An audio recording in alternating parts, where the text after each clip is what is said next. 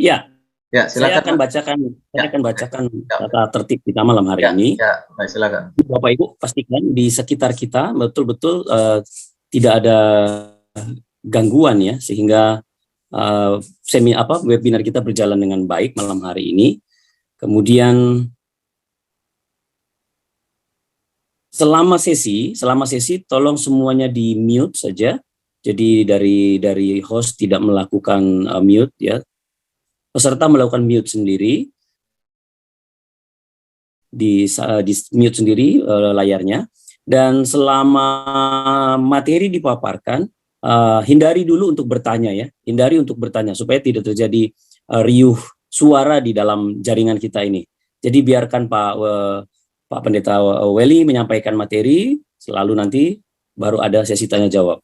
Kalau ingin bertanya bisa tanya melalui chat room ya, atau ruang chat yang ada di dalam layar masing-masing, dan bisa nanti pada saat sesi tanya jawab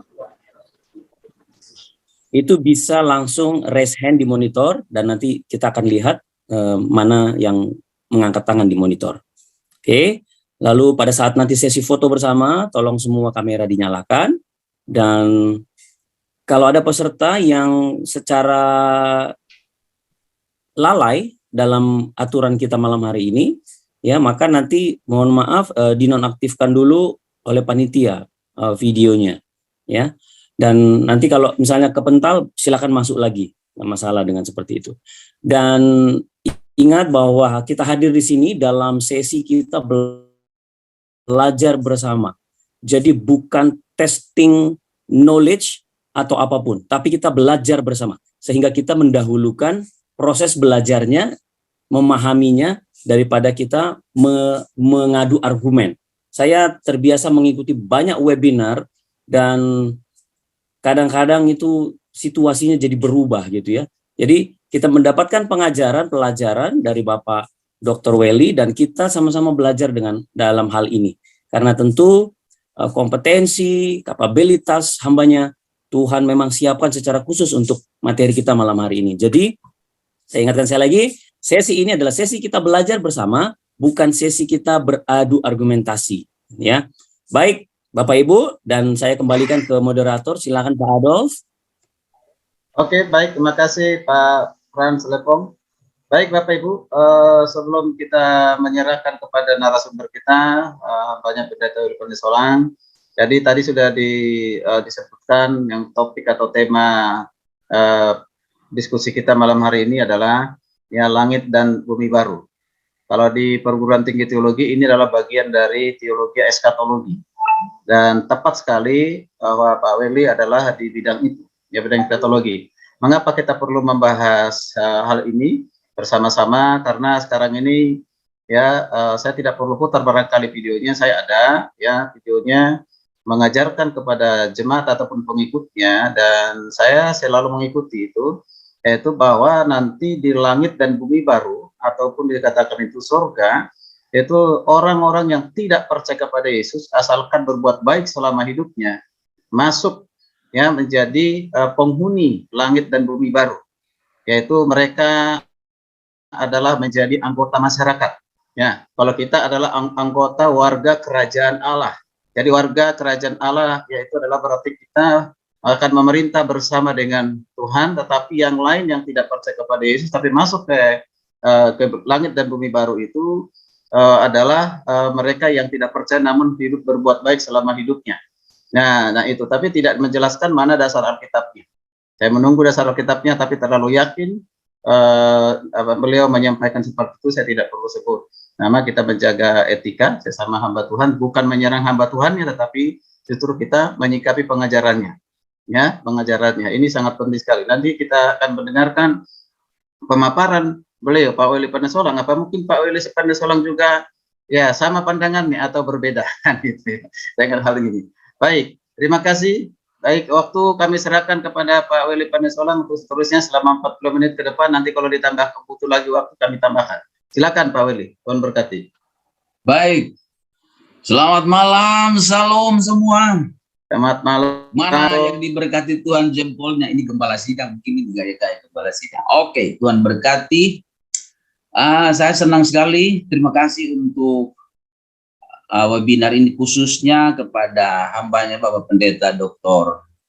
Adol Butar-Butar. Ya, beliau hamba Tuhan yang baik, yang potensi, yang diberkati Tuhan, dipakai Tuhan. Setuju semua? Setuju, oke. Ya, ini jempolnya banyak, belum diangkat, suruh angkat jempol, dan jempol banyak, luar biasa ini. Saya kenal di sini, Pak Adol saya sudah kenal, ada ibu-ibu yang baik, Ibu Ida, dan tahu Ibu Ida tidak kenal saya, mungkin sudah tidak mau kenal saya, tidak apa-apalah, yang penting saya kenal Ibu Ida. Ibu Debbie, wah kami dua ini dulu seperti pinang di belah kampak.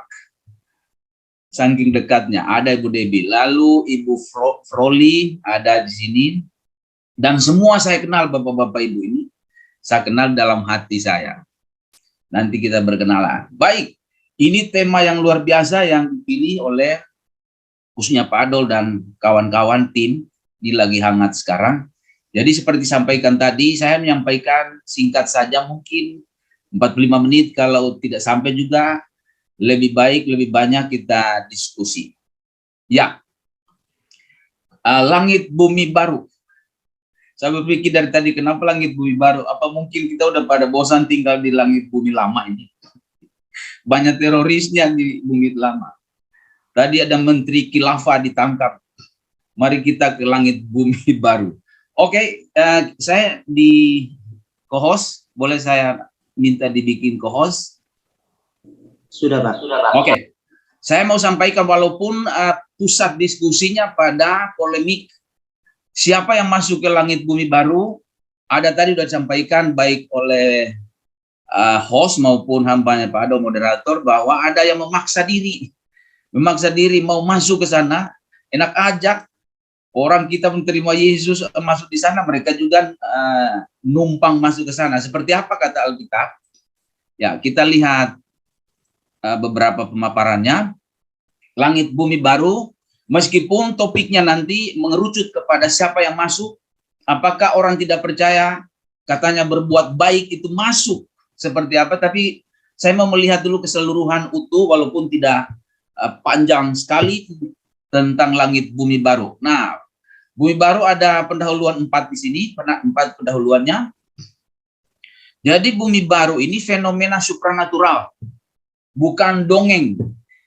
Dongeng itu banyak orang, kalau kita lihat periksa di perpustakaan, literatur apa itu liberal, dan juga ada orang-orang yang tidak percaya tentang, bukan hanya liberal, ada yang mengatakan orang Injili yang tidak percaya eskatologi, mengatakan bahwa tidak ada rapture, tidak ada, apalagi tidak ada kerjaan 1000 tahun, tidak ada langit bumi baru, juga mengatakan ini dongeng. Tapi hal pertama nih mengatakan bahwa ini bukan dongeng tapi fenomena supranatural, fakta. Fakta itu dilihat dari ada penggenapan, ada nubuatnya. Kalau dongeng tidak ada nubuatnya. Nih, dalam hermeneutik Kristen, dalam hermeneutik biblika, dongeng tidak ada nubuatnya, tapi ini ada nubuatnya. Coba lihat di dalam, saya sambil baca Alkitab, saya mau hemat waktu 45 menit ini. Bapak Ibu bisa ikuti juga 2 Petrus ya. 2 Petrus 3 ayat 13, saya baca begini. 2 Petrus 3 ayat 13, bunyinya begini. Tetapi sesuai dengan janjinya, ini janji. Kita menantikan langit yang baru dan bumi yang baru, di mana terdapat kebenaran. Ini ada 2 di sini. Janjinya. Kata janji kalau di PL ini menyangkut berit. Berit itu satu kendaraan yang dipakai Allah untuk menjelaskan tentang visi misinya. Yang kedua, dikatakan di sini bahwa ini nubuat pasti digenapi. Sekali lagi saya menekankan, jangan percaya dongeng. Mereka itu tidak pernah selesai belajar Alkitab. Kalau dongeng, tidak ada nubuatnya. Kalau ini, janji ini nubuatnya ada, berarti ini akurat. Lalu akurasi kedua adalah kalau kita lihat Alkitab yang baru, teks aslinya ada modus indikatif.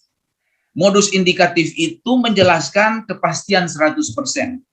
Nah, kata-kata kerja nanti kita temukan menjelaskan tentang langit bumi baru itu ada, bumi lama ini hancur, modusnya indikatif, berarti 100% ada. Nah ini pendahuluannya aja kita sudah melihat bahwa poin pertama ini benar, ini langit bumi baru ada. Jadi tekanan di pendahuluan satu ini jangan pernah ragu tentang langit bumi baru.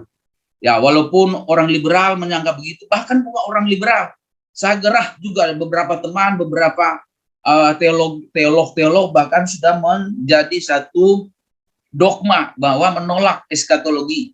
Tidak benar, ini ada ini dalam Alkitab. Yang kedua, lanjutan kerajaan langit bumi baru merupakan kesinambungan, kontinuitas dari kerajaan milenium. Karena kalau kita lihat 2 Samuel 7 ayat 4-16, itu kerajaan di sana adalah kerajaan kekal. Nah, kerajaan 1000 tahun bukan kekal. Jadi awalnya kerajaan 1000 tahun dilanjutkan kepada kerajaan kekal, langit bumi baru. Nah, kalau orang mengatakan tidak ada langit bumi baru, lalu ada kerajaan 1000 tahun, kepotong. Tidak begitu Alkitabnya. Nah, bumi baru, pendahuluannya, bumi baru lebih besar dari bumi ini. Ini kita sudah sering baca ini ya. Wahyu 21 ayat 1 itu di sana dikatakan bumi baru ini tidak ada lautnya. Kalau bumi sekarang ini ada lautnya, berarti lebih besar dari bumi sekarang. Bumi sekarang ada lautnya.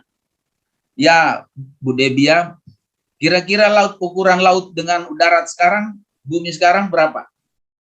Kalau darat itu katanya 1/4 aja besarnya bumi. Yang besar itu laut 3/4.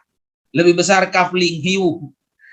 Kita sekarang kebagian kafling kecil-kecil sampai tanah tinggi. Apa mahal harganya? Nah, bumi baru tidak ada lautnya. Wahyu 21 ayat 1 nanti sambil ngikutin sambil baca. 4. Bumi baru bukan sorga yang sudah ada sekarang. Bumi baru belum ada. Nanti dicipta. Lalu yang kelima ini kita mau melihat, menjawab praduga hoax tentang langit bumi baru. Oke. Kita singkat aja nanti diperdalam di diskusi. Langit bumi baru. Secara akademik, secara teologi, ada 3 sorotan terhadap langit bumi baru. Apakah bumi baru itu, langit bumi baru itu bumi yang, ini pertama ini, kaum rabbinik, berarti kaum rabi, guru-guru Yahudi, mengatakan bahwa bumi baru itu renovasi dari bumi lama. Kemudian, kaum evolusionisme mengatakan bahwa bumi lama ini, bumi baru berasal dari bumi lama berevolusi, didaur ulang. Sama saja mirip dengan renovasi bumi lama, tapi ini agak lebih lembut, berevolusi. Jadi bumi lama ini tidak sempurna, kemudian berevolusi menjadi sempurna seperti pandangan Darwin, dari yang ion tertentu, lalu kemudian menjadi makhluk tertentu, monyet lalu manusia. Nah, pandangan dari ini, pandangan Walford, bahwa bumi ini ciptaan baru. Kalau kita lihat Wahyu 21 ayat 5, saya baca lagi Wahyu 21 ayat 5. Wahyu 21 ayat 5 katakan begini. Ya. Ia yang duduk di atas takhta itu berkata, lihat aku menjadikan segala sesuatu baru, dan firman-Nya, tuliskanlah kepada segala perkataan ini adalah tepat dan benar. Baru dikatakan sini, benar-benar baru. Nanti kita akan buktikan di pembahasan berikutnya. Jadi benar-benar baru. Di sini kan ada 3 pandangan, renovasi, evolusi, berevolusi, lalu ciptaan baru. Lalu kita temukan Wahyu 21 ayat 5 tadi mengatakan firman-Nya. Ini Tuhan, tidak mungkin Tuhan bohong. Kalau Tuhan itu seperti orang Sulawesi Utara, orang Sangir juga pembohong, kita jangan percaya. Tapi Tuhan tidak pernah bohong. Kalau dia bilang ayat 5, bahwa berdasarkan firman-Nya aku menjadikan segala sesuatu baru. Pertanyaannya, baru seperti apa? Sesudah ini kita lihat. Nah, kita lihat argumen pendukung tentang konsep 3 pendekatan ini. Mana yang tepat menurut Biblika? Apakah bumi itu renovasi atau evolusi atau betul-betul dicipta baru?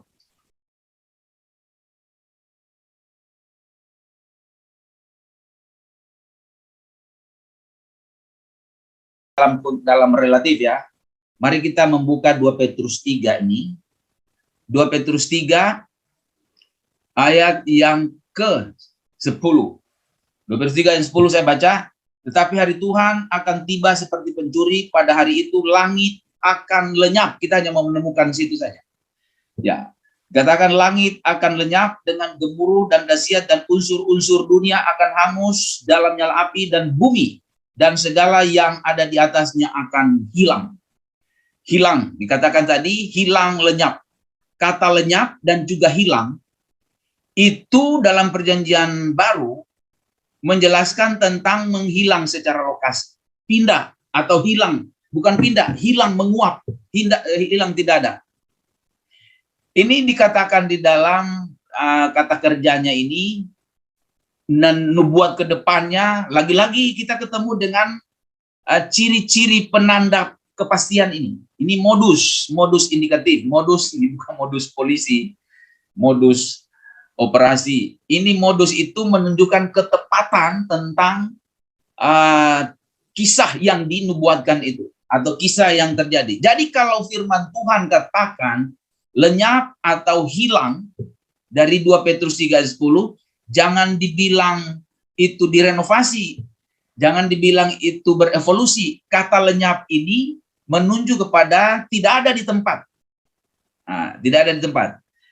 Kemudian Wahyu 20 ayat 11, kita melihat 3 ayat saja. Wahyu 20 ayat 11 juga menjelaskan yang sama. Wahyu 20 ayat, saya minta ada satu orang boleh baca, satu kawan atau siapa saja, Wahyu 20 ayat 11, boleh membuka audionya. Lalu satu orang menyiapkan Wahyu 21 ayat 1. Ada? Silakan Hermanus, kamu pada Ya.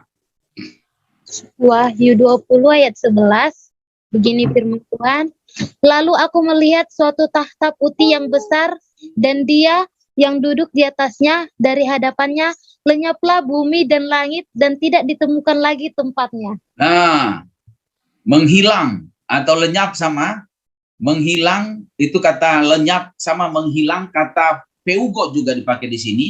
Kalau di atas parer komai sama pengertiannya. Kalau ini lebih menunjuk kepada apa, menghilang, tidak ada. Itu kata ini dipakai di dalam Matius 2 ayat 13 sampai 14 ketika Yusuf di Israel, tidak ada di Israel, tiba-tiba menghilang ke Mesir. Karena itu kata tekanannya pada tidak ada di Israel.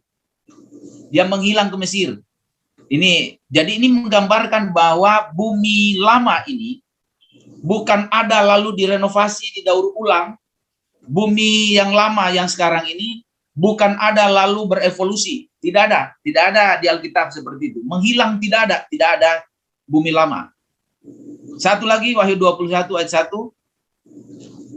Demikian firman Tuhan, lalu aku melihat langit yang baru dan bumi yang baru, sebab langit yang pertama dan bumi yang pertama telah berlalu, dan laut pun tidak ada lagi. Laut tidak ada.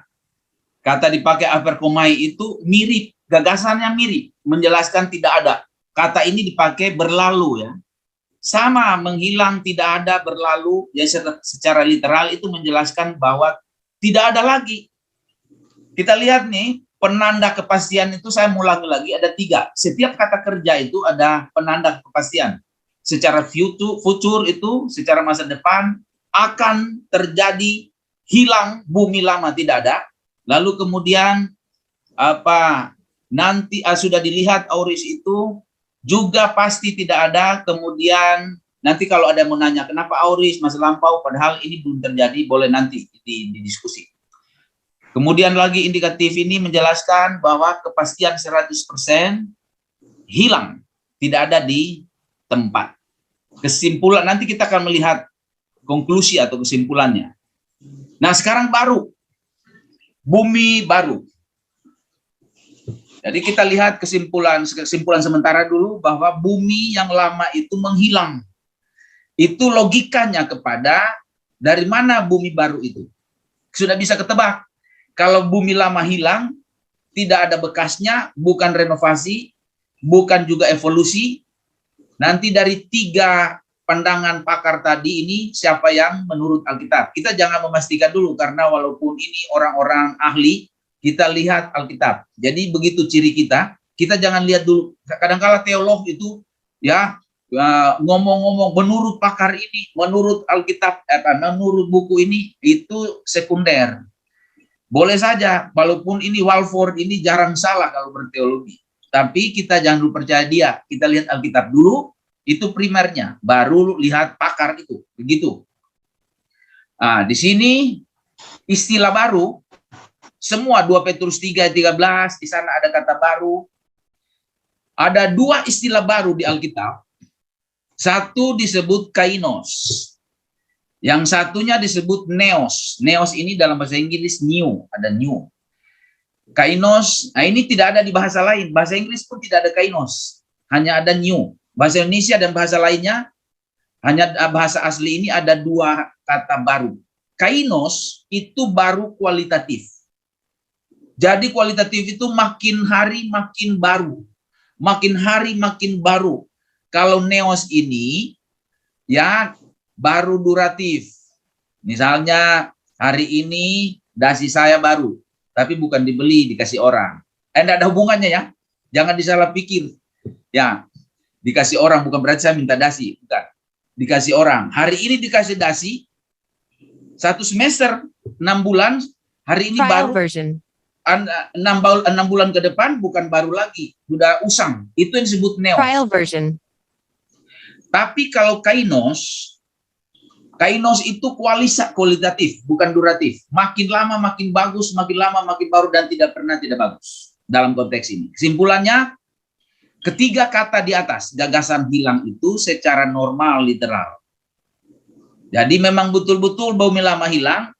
Otomatis kalau bumi lama hilang, dari mana bumi baru itu? Nah, nanti kita simpulkan. Kedua, kala future itu pada kata pertama menghancurkan bumi lama akan terjadi secara pasti juga di masa depan. Kemudian ada kala auris dramatis. Auris itu dramatis, nanti diterangkan kalau ada waktu atau mau ditanyakan di sini. Auris dramatis mengatakan ini inti auris dramatis. Auris itu kan sudah lampau, tapi dramatis.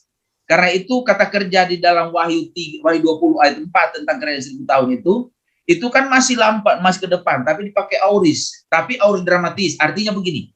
Suatu Yohanes melihat bahwa kerajaan 1000 tahun dan langit bumi baru itu sudah ada waktu di Patmos. Tapi realisasinya nanti akan datang. Realisasinya futuristik, tapi realnya sudah dilihat oleh Yohanes. Karena itu dia berani mencatat. Betul ada. Itu yang disebut auris dramatis.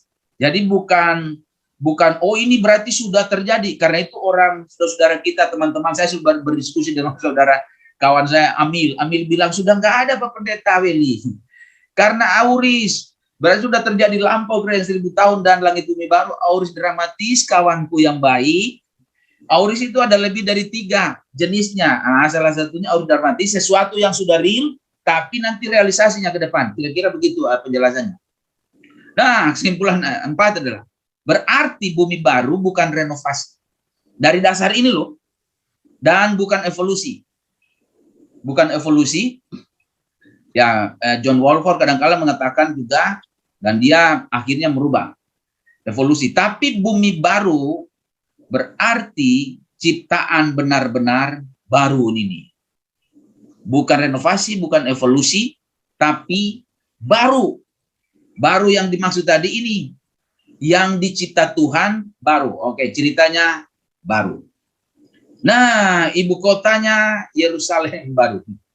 Jadi Yerusalem baru itu, ada orang bilang Yerusalem baru itu gereja. Karena terpancing di sini nih, Wahyu 21 ayat yang kedua. Lihat nih.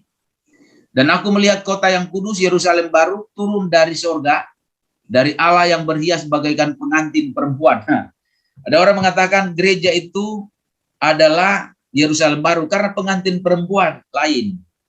Gereja memang pengantin perempuan, tetapi ini adalah pengantin perempuan menunjuk kepada keindahan Yerusalem baru. Turun dari sorga. Jadi Yerusalem baru itu terjadi sesudah kerajaan 1000 tahun nanti di langit bumi baru. Karena itu hati-hati kita mengucapkan selamat jalan berduka, mengucapkan duka kepada orang. Kadang-kala di FB itu ya saya senyum-senyum ada orang mengatakan, selamat jalan kawan, nanti ketemu di Yerusalem baru. Kejauhan. Kejauhan Yerusalem baru. Orang Kristen bertemu pertama itu setelah mati bangkit bukan Yerusalem baru tapi di rapture. Rapture dulu, baru kemudian pesta anak domba, baru kerajaan 1000 tahun, baru Yerusalem baru. Nah, kira-kira begini nih. Mas, ini emas kawan. Ini kuning-kuning ini bukan karena tanah kemarau, karena lihat lalu jadi kuning. Ini emas. Yerusalem baru itu datang dari surga, terbuat dari emas. Kadang-kala saya berkelakar dengan istri saya. Bu, anti-anti ibu itu hanya 1 gram, kadang-kala setengah gram. Sudah setengah gram, dia gembok lagi. Tunggulah, nanti kita ke Yerusalem baru, kita bawa linggis dan pacul. Kita pacul aja ini, lalu gantung 5 kilo di leher, 1 kilo di kuping, langsung persekutuan karena kupingnya putus. Mas, nah sekarang kita mau melihat Yerusalem baru ini seperti ini. Kota bahagia, nih lagi-lagi ya, kalau langit bumi baru itu real, berarti Yerusalem baru real. Dia kota bahagia. Tidak ada, nih Wahyu 22 ayat 4 menjelaskan, tidak ada lagi di sana kesusahan. Kota suci. Kota suci. Tadi sudah dibaca, itu bagaikan pengantin kudus suci. Karena didandanin oleh Allah sendiri. Dia yang bentuk, dia yang cipta kota ini. Kota maha megah, maha besar. Tidak ada kota di dunia ini sebesar kota Yerusalem baru. Ini ibu kotanya, Yerusalem baru. Ini 12.000 stadia. Berapa kilometer kalau 12.000 stadia? Satu stadia 200 meter. 12 kali 200, 2.400. Berapa kilo? Bahagi 1.000 aja. Dapat 2.400. Nggak usah kaget, itu bukan mujizat. Sudah saya pakai kalkulator tadi. Jadi kota ini panjang, lebar, tingginya 2.400 kilo. Kota Jakarta hanya berapa? Jakarta Timur sampai Jakarta Barat, batas kota itu hampir 50 kilo. 50 kilo aja. Ini 2.400. Kota-kota di dunia nggak ada menyerupai Yerusalem baru. Mungkin dari sini sampai ujung pandang atau Sumatera Tengah, Sulawesi Tengah, bahkan Manado. Laut itu semua jadi emas. 4 ini kota maha indah. Jadi terbuat dari emas, permata. Ini kota. Nah, jalan-jalannya emas, semuanya emas. Kota pesona, pengantin putri tadi. Kota abadi, kekal. Kota ini kekal, tidak akan musnah karena selama-lamanya untuk orang-orang yang masuk di situ. Kota suprateknologi. Kenapa disebut suprateknologi? Saya baca Wahyu 22 ini ayat 4 dan 5. Ini saya baca aja. Dan mereka akan melihat wajahnya dan namanya akan tertulis di dahi mereka, dan malam tidak akan ada lagi di sana, dan mereka tidak memerlukan cahaya lampu dan cahaya matahari, sebab Tuhan Allah akan menerangi mereka, dan mereka akan memerintah sebagai raja sampai selama-lamanya. Jadi tidak ada matahari, nggak ada bulan, nggak ada bintang, nggak ada hujan, tapi nggak ada matahari, tapi terangnya lebih terang dari terik jam 1, jam 2 siang. Tidak ada matahari terang begitu, tapi tidak panas, adem. Dalam arti tidak menyakiti orang percaya. Siapa yang masuk di sini? Nggak usah. Nah, kalau ditanya siapa yang masuk di tempat ini, nih kita konsen di sini. Ini tema kita. Orang yang layak masuk di sini. Mari kita membuka Wahyu 21 itu. Semua konsep di Wahyu 21. Kalau kan tadi persoalan polemiknya, ada orang yang mengatakan walaupun tidak terima Yesus tapi orang itu baik hatinya. Orang itu tidak terima Yesus tapi mensponsori gereja, membangun gereja di mana-mana. Bahkan membangun kampus. Nanti kebagian Kataros dengan SDT Agape. Jadi orang itu masuk ke sini. Ayat 3 dikatakan begini. Lalu aku mendengar suara yang nyaring dari tahta itu berkata, lihatlah kemah Allah ada di tengah-tengah manusia, dan ia akan diam bersama-sama dengan mereka. Mereka ini ya, manusia tadi, siapa mereka itu? Mereka akan menjadi umatnya dan ia akan menjadi anak. Perhatikan nih, ya, yang pertama ini ada laoi, autos. Ini laoi dari kata laos, umatnya. Dari segi teologi, kejadian sampai wahyu. Kalau orang disebut umat Tuhan, tidak pernah orang yang di luar Yesus. Ini argumentasinya. Semua kata umatnya, kalau di perjanjian lama menunjuk pada Israel, pilihan.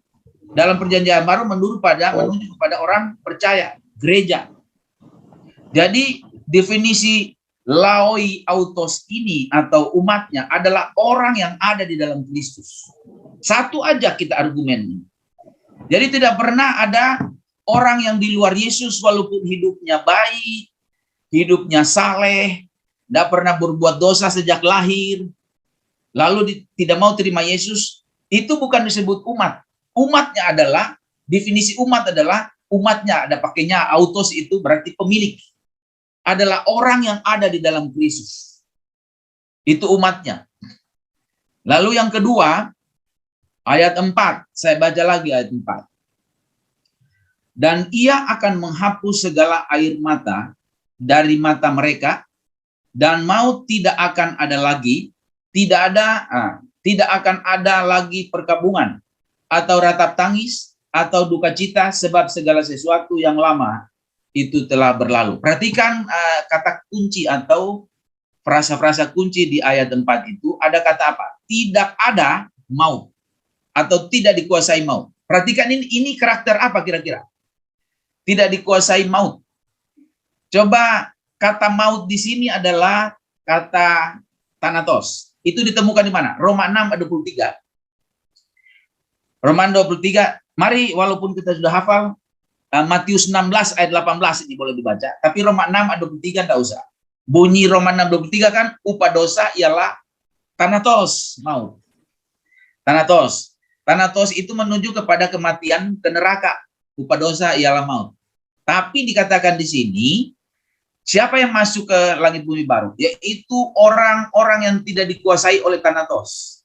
Alkitab mengatakan bahwa yang tidak dikuasai oleh neraka adalah hanya orang di dalam Yesus. Orang yang berbaik sebaik apapun, tiap hari mengantar sembako pada kita, tiap hari mungkin dia mengongkosi orang-orang yang miskin, lalu terus-menerus dipelihara sampai dikuliahi, tapi tidak terima Yesus, itu tidak masuk di dalam umatnya, atau tetap dikuasai oleh thanatos. Nah, tidak dikuasai maut, itu di mana nih? Coba lihat, coba saya orang baca Matius 16 ayat 18. Ya, ada? Demikian firman Tuhan. Dan aku pun berkata kepadamu, engkau adalah Petrus, dan di atas batu karang ini aku akan mendirikan jemaatku, dan dalam maut tidak akan menguasainya. Alam maut tidak menguasainya. Itu seruan kepada gereja atau orang percaya. Jadi ayat 4 Wahyu 21 menjelaskan bahwa siapa yang masuk, yaitu mereka yang tidak dikuasai oleh thanatos, tidak dikuasai oleh alam maut ini. Siapa dia? Orang percaya. Tapi orang tidak percaya sebaik apapun tetap dikuasai, karena upah dosa ialah maut, kecuali Yesus bohong. Tapi selama Alkitab sudah tulis begitu dan Yesus tidak pernah bohong. Dengan demikian di poin 2 ini mau mengatakan bahwa ya, orang yang masuk di dalam langit bumi baru adalah orang yang tidak dikuasai maut, tidak dikuasai neraka. Siapa dia? Yaitu orang dalam Yesus. Karena itu orang yang di luar Yesus sebaik apapun, sehebat apapun, jangan percaya. Ini Alkitab sudah memberikan penjelasan pada kita. Tidak akan masuk. Nah, sekarang ayat 7. Saya baca lagi ayat 7. Ayat 7 bilang begini. Barang siapa menang, ia akan memperoleh semuanya ini, dan aku akan menjadi Allahnya, dan ia akan menjadi anakku. Dalam konteks Yohanes 1:12, siapa itu anak Allah? Yaitu orang yang percaya, menerima dia sebagai Tuhan dan Juru Selamat. Dia anak Allah.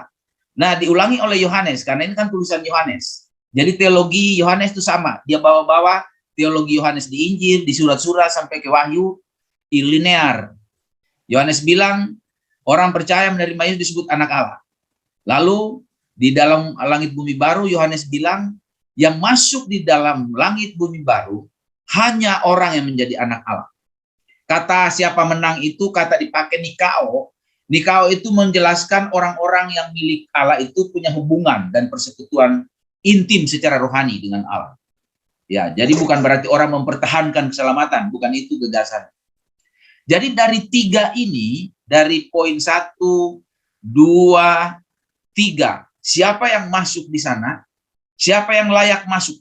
Dari poin 1, 2, 3, bukan kita yang ngomong, bukan pakar yang mengusulkan, bukan literatur yang memandu kita. Literatur ada ngomong begitu, pakar ngomong begitu, tapi mereka itu dan kita semua, kita ini pakar, boleh kata pakar, kita itu sekunder. Kita itu dapat dari teks ini yang bilang, yang bilang bahwa yang masuk di sana hanya orang yang disebut umatnya.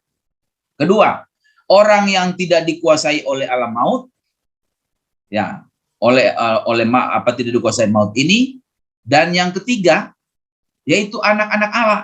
Nah, secara teologi sekarang kita bisa simpulkan, siapa anak Allah, siapa umatnya, siapa yang tidak dikuasai oleh maut. Hanya orang ada di dalam Yesus. Dengan demikian, kita langsung tepis pandangan-pandangan mengatakan, kami juga masuk, kami orang baik.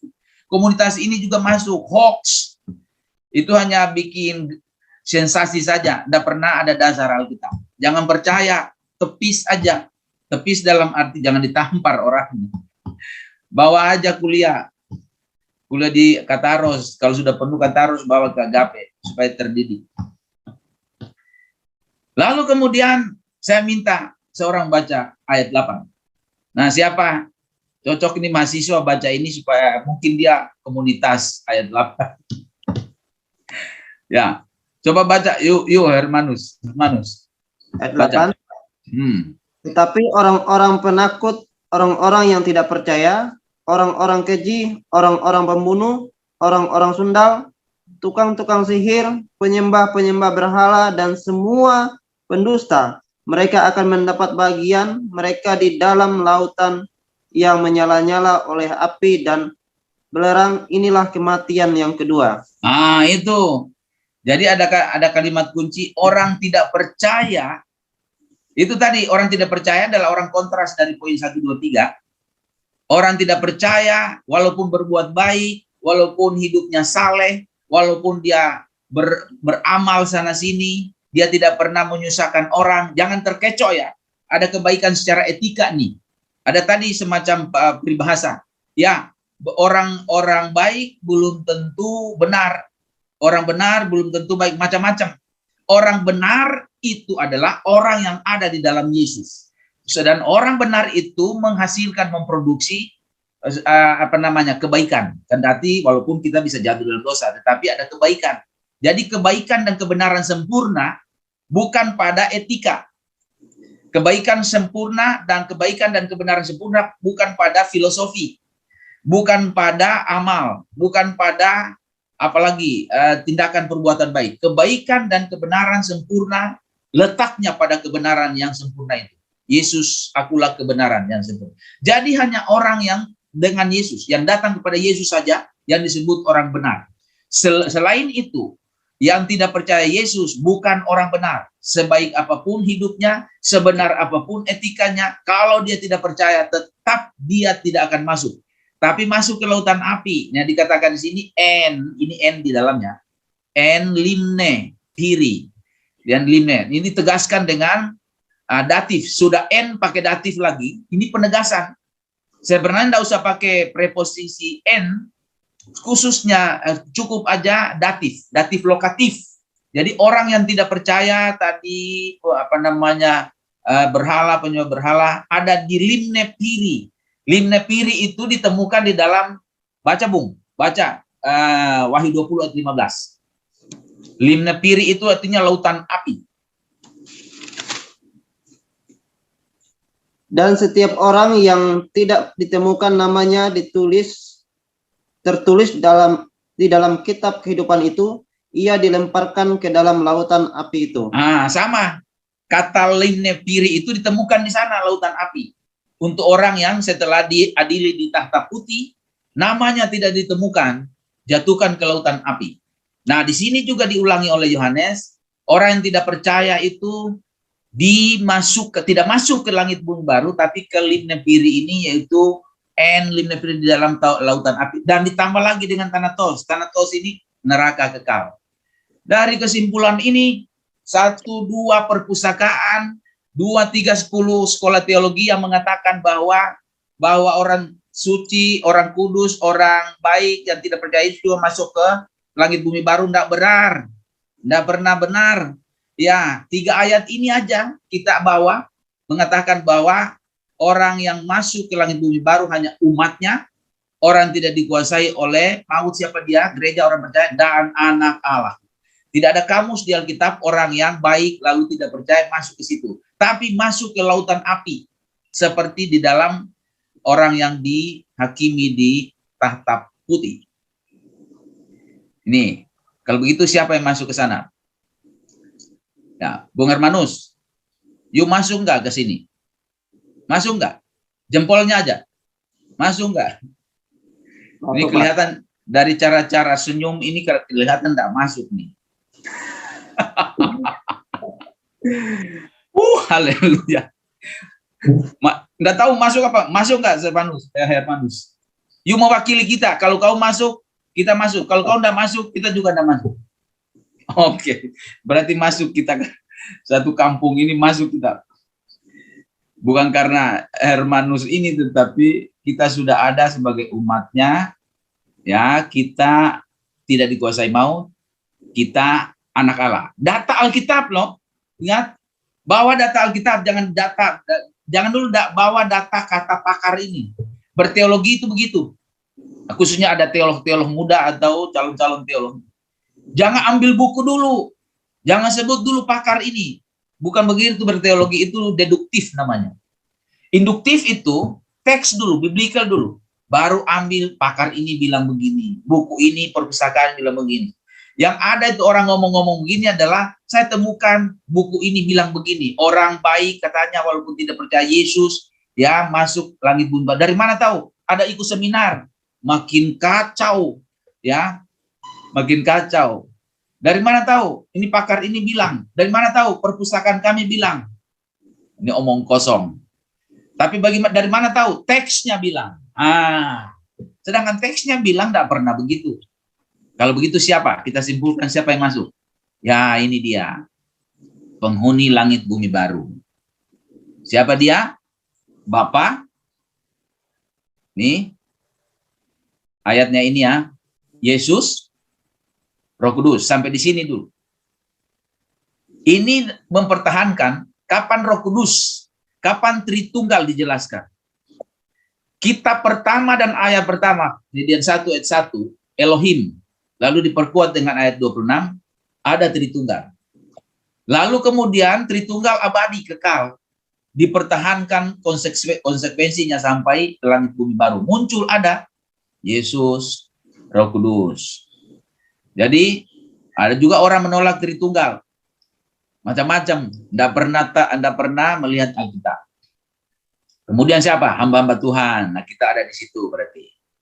Gereja, jemaat, semua orang percaya, termasuk Abraham, Israel, dan 12 rasul, dan semua orang percaya. Malaikat-malaikat pula ada di situ. Ini ayatnya. Nanti baca. Ini kesimpulannya. Ini dari 7 ini, ada nggak orang yang tidak percaya Yesus di sini? Kita mengetes. Bapak percaya Yesus, tapi nanti ada teologi, Bapak tidak percaya Yesus. Oh aduh, Yesus tidak percaya Bapak, itu kacau lagi tuh. Roh Kudus bertentangan, pernah berkelahi dengan Yesus. Masih kacau lagi. Lalu ke sini, hamba-hamba Tuhan. Apakah hamba Tuhan percaya Yesus? Percaya. Gereja, jemaat percaya Yesus? Percaya. Semua orang percaya, termasuk Abraham percaya Yesus, percaya. Malaikat, iya, percaya Tuhan. Nah, ditemukan di sini orang yang baik, tapi tidak percaya. Tidak ada di Alkitab. Bohong semua. Oke? Ya, janji saya tadi walaupun tidak sampai 40 menit, 45, kita ke sini. Tidak panjang. Siapa tahu kita lebih tepat, lebih banyak diskusi. Saya kira itu yang inti dari sharing kita malam ini. Saya serahkan kepada moderator atau host. Baik, puji Tuhan, terima kasih Pak Weli, pemaparan yang luar biasa sehingga sudah terjawab ya isu-isu yang bukan saja miring. Kalau menurut saya barangkali berani berkata ya sesat. Mengapa? Karena tidak ada dasar Alkitabnya. Ya, itu lebih tepat. Ya, sekalipun ya banyak yang mengikuti dan tepuk tangan dengan ajaran itu, kita tidak boleh tepuk tangan. Justru kita sedih dengan ajaran itu, ya. Ya, sedih. Ya. Anda diberkati, ya, tepuk tangan, ya, tepuk tangan. Nah, kalau kita hari ini kita tepuk tangan karena sumber Alkitabnya sangat jelas. Mari kita berikan tepuk tangan. Luar biasa, puji Tuhan, ya. Terima kasih. Oke, jadi saya terjawab. Nah, sebelum masuk ke sesi tanya jawab, diberikan nanti kesempatan bisa secara langsung nanti kasih tanda tangan, lalu juga bisa di chat ya. Nah, ini jadi mungkin nanti bisa juga menjadi suatu sudah terjawab sebenarnya, sudah terjawab, yaitu ini antara kasih dan keadilan Tuhan ini ya. Nah, ini kadang-kadang dipersoalkan kan. Tuhan mengasihi, kalau mereka baik lalu masuk ke neraka itu tidak adil. Nah, gitu. Tuhan tidak adil. Gitu ya. Baik. Kita serahkan kepada semua yang mungkin siapa saja yang mau bertanya silakan. Ya, silakan. Mungkin sebelum masuk ke tanya sambil menunggu, silakan Pak Frans, mungkin ada yang mau disampaikan, silakan. Ya, terima kasih Pak Dok. Terima kasih Pak Weli, pemaparannya luar biasa. Ya, kita tahu semuanya berdasarkan Bible, berdasarkan ayat Alkitab. Jadi bukan berdasarkan pemahaman manusia, bukan berdasarkan belajar dari hal-hal yang lain atau sekedar ambil buku mana, belajar baca lalu disampaikan, tapi semuanya berdasarkan dari Bible. Tidak ada satupun yang luput dari pemaparan Pak Weli tadi yang di luar Bible. Tidak ada satupun di luar dari Bible. Semua ada di dalam Bible, ya. Bahkan saya pribadi pun mencatat bahasa-bahasa yang digunakan ya Pak ya. Jadi banyak sekali. Kainos, neos, wah luar biasa. Saya baru memahami juga ada beberapa hal di dalam pemaparan Bapak tadi, dan itu luar biasa ya. Saya mengerti sekarang neos itu apa, kainos itu apa. Baru dan baru yang terus diperbarui. Wah, itu dua hal yang berbeda sekali ya. Tapi itu menjadikan kita faham lebih dalam lagi ya mengenai kontroversi yang terjadi dalam topik kita. Tapi malam hari ini secara umum kita sudah sangat mendapatkan penjelasan yang sangat jelas. Ya, orang percaya itu seperti apa dan tempatnya di mana. Dan orang baik tapi tidak percaya itu tempatnya di mana, sudah sangat jelas. Nah, mungkin Bapak Ibu, hamba Tuhan yang hadir malam hari ini, mungkin ada yang ingin menyampaikan atau masih ada gangguan kecil lah ya dari pemikiran, dari keyakinan tentang bumi baru dan langit yang baru ini. Silakan raise hand dan nanti saya akan memberikan kesempatan untuk bertanya. Lalu nanti dijawab oleh narasumber kita. Ya. Silakan. Oke, Ibu Dahlia. Ibu Dahlia sudah angkat tangan. Dahlia Syadari. Iya, silakan Ibu Dahlia. Kemudian makan. Ya, Ibu Dahlia dari mana? Kemudian apa pertanyaannya ya? Silakan. Iya. Salam semuanya Pak. Saya Dahlia Syadari, mahasiswa dari Riau Pak. Dari daerah Riau. Mau bertanya ini dalam Wahyu pasalnya yang ke-4 ayat 4 yaitu tentang 4 tahta. Ada 2 24 tahta dan ada 24 tua-tua. Apa yang dimaksud? Apa arti dari ayatnya yang keempat itu? Wahyu 4 ayat 4 dan yang kemudian Wahyu 14 ayatnya yang pertama, yaitu yang disebut di sana ada 144.000 orang. Ya, apakah 144, bukan 140. 144. 44.000 orang. Apakah sejumlah itu yang masuk Yerusalem baru atau perwakilan atau utusannya aja? Tolong diterangkan, Pak. Makasih. Ya. Wahyu 4, 20 itu 24 tahta apa 24 tua-tua? 24 tua-tua itu mewakili orang percaya. Itu menjadi gambaran lukisan orang percaya karena khususnya gereja ya, karena mereka akan mempersembahkan mahkota. Coba lihat, coba baca ayat 10-nya, Bu. Atau siapa saja membantu ayat 10. Maka tersungkurlah ke-24 tua-tua itu di hadapan Dia yang duduk di atas tahta itu, dan mereka menyembah Dia yang hidup sampai selama-lamanya, dan mereka melemparkan mahkotanya di hadapan tahta itu sambil berkata, "Ya Tuhan dan Allah kami, Engkau layak menerima puji-pujian dan hormat dan kuasa, sebab Engkau telah menciptakan segala sesuatu, dan oleh karena kehendak-Mu semuanya itu ada dan diciptakan." Oke. Jadi soal mahkota, itu mahkota, kalau kita belajar rapture, orang diangkat, lalu kemudian di bema, ada pembagian mahkota. Ada 5 mahkota, jadi mahkota-mahkota itu akan kita persembahkan di pesta anak domba. Fungsinya ada 2, dipersembahkan kepada Kristus di pesta anak domba, lalu kemudian menentukan kapasitas kita memerintah dalam kerajaan 1000 tahun. Nah, 24 tua-tua tadi di ayat 10, itu wakil orang percaya, itu lukisan orang percaya. Karena itu disebut 24 angka sempurna, menjelaskan bahwa orang percaya ke surga setelah rapture itu mempersembahkan mahkota. Itu orang yang ada di dalam Yesus. Jadi kesimpulan kalau Ibu tanya siapa mereka, itu adalah wakil orang percaya yang datang menghadap Yesus, ya, mempersembahkan mahkota kemuliaan, mahkota abadi, mahkota kemegahan, mahkota gembala sidang, mahkota kebenaran dipersembahkan kepada Yesus. Jadi mahkota dan keselamatan berbeda. Ini sekali usah dijelasin. Keselamatan itu bukan upah. Keselamatan adalah hasil iman. Sedangkan mahkota adalah upah, hasil perbuatan.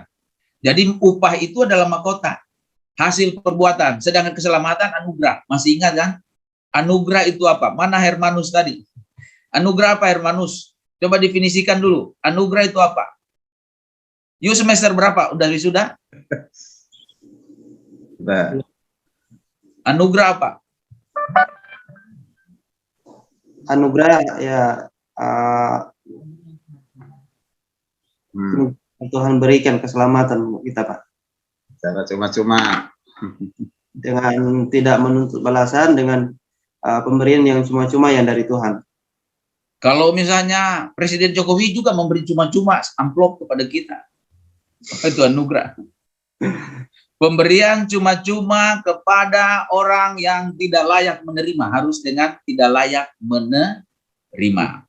Jadi keselamatan itu anugerah, karena kita tidak layak, maka diberikan cuma-cuma, bukan berarti murah, tapi karena tidak ada yang bisa menjangkaunya, sehingga disebut anugerah keselamatan. Tapi upah adalah hasil perbuatan baik, itu yang dipersembahkan. Jadi kita ke surga sudah selamat membawa upah. Ada orang selamat tidak ada upahnya karena tidak melakukan perbuatan baik, kudus, melayani, dan seterusnya. Ya Bu ya? Nah, sedangkan di Wahyu 14, itu orang Israel yang ada di Wahyu pasal 7.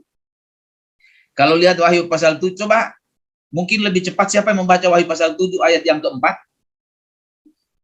Ayat 3-nya dulu, ayat 3 dan 4. Katanya, janganlah merusakkan bumi dan laut atau pohon-pohon sebelum kami memeteraikan hamba-hamba Allah kami pada dahi mereka. Dan aku mendengar jumlah mereka yang dimeteraikan itu 144.000 yang telah dimeteraikan dari semua suku keturunan Israel. Jadi ayat 3 dikatakan memeteraikan doulos, jamak itu ya, hamba-hamba yang melayani, karena di tribulasi itu di tribulasi itu ada orang melayani, salah satu kelompok adalah Israel. Israel sekarang belum terima Yesus, nanti mereka terima secara nation itu di tribulasi. Dan 144.000 dipilih menjadi hamba, masing-masing 12.000 dari 12 suku, jadi 144.000. Ketika antikris mau membunuh mereka, mau menganiaya mereka, mereka disembunyikan Tuhan di padang gurun dan terlihat di dalam Wahyu 14 ayat 1 tadi. Jadi itu Israel, ya Ibu ya, masuk nanti ke kerajaan 1000 tahun, masih jauh. Harus lewat 1000 tahun dulu baru masuk langit bumi baru. Jadi rutenya masih lama tuh Bu. Mungkin tukar bus atau tukar kereta. Dari tribulasi, mereka di tribulasi masuk ke kerajaan 1000 tahun, 1000 tahun tukar lagi keretanya, baru masuk ke langit bumi baru. Nah, kita ketemu di sana. Jelas Ibu? Ini lagi satu lagi Pak, dan di pasal yang ke-12 kan di sana dikatakan kalau orang-orang percaya itu disingkirkan katanya di padang gurun. Apakah padang gurun itu disebut juga dengan kerajaan 1000 tahun sebelum datangnya langit yang baru, bumi yang baru? Ibu dengar dari mana atau Ibu punya pandangan begitu Bu? Pasal 12 kan disingkirkan di padang gurun katanya. Disingkirkan itu khusus Israel. Ayat yang ke-6 itu Pak. Betul. Wahyu 12 ayat 6. Ya, disingkirkan di padang gurun 3,5 tahun. Ibu baca ayat 14-nya, ayat 14-nya. Coba ayat 14. Ayat 14-nya, kepada perempuan itu diberikan kedua sayap dari burung nasar yang besar supaya ia terbang ke tempatnya di padang gurun di mana ia dipelihara jauh dari tempat ular itu selama 1 masa dan 2 masa dan setengah masa. Ya, itu 3,5 tahun di tribulasi. Itu Israel. Israel.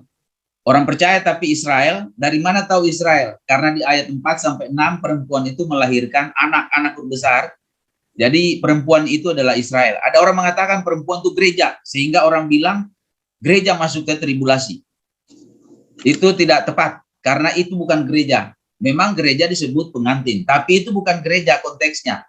Gereja itu konteksnya di pasal 19 ayat 7. Coba Ibu baca pasal 19 ayat 7. Ayat yang ke-7. Ya. Marilah kita bercita dan bersorak-sorai dan memuliakan Dia, karena hari perkawinan anak domba telah tiba. Nah, pengantinnya telah tiba. Ya. Karena itu pengantin putri kita, pengantin perempuan tuh gereja berkawin dengan kawin rohani loh, dengan pengantin pria Yesus. Jadi perempuan di Wahyu 12 bukan gereja. Ada pandangan mengatakan itu gereja, tapi data Alkitabnya menolak. Bukan gereja. Dan gereja tidak pernah melahirkan Yesus, tapi Israel mewakili Maria melahirkan Yesus. Ya Bu ya. Yang dimaksud dengan perempuan itu Israel ya Pak ya? Israel. Coba Ibu baca ayat 45 sampai ketemu dia melahirkan anak huruf besar. Maka ia melahirkan seorang anak laki-laki yang akan menggembalakan semua bangsa dan pada besi. Sampai di situ. Anak huruf besar atau kecil Bu? Huruf besar Pak. Siapa dia kalau anak huruf besar di dalam Alkitab? Dan mungkin anak kita. Yesus Pak. Yesus. Nah, gereja tidak pernah melahirkan Yesus. Itu teologinya. Yang melahirkan Yesus itu Israel. Disebut perempuan apa? Karena Israel dalam kata benda itu pada feminin. Israel itu feminin. Sehingga disebut perempuan. Ya Bu ya? Ya Bu, ya Pak. Makasih Pak. Oke. Baik. Makasih. Silakan Pak Gim. Ya, Pak Gim Ginting. Silakan Pak Gim Ginting.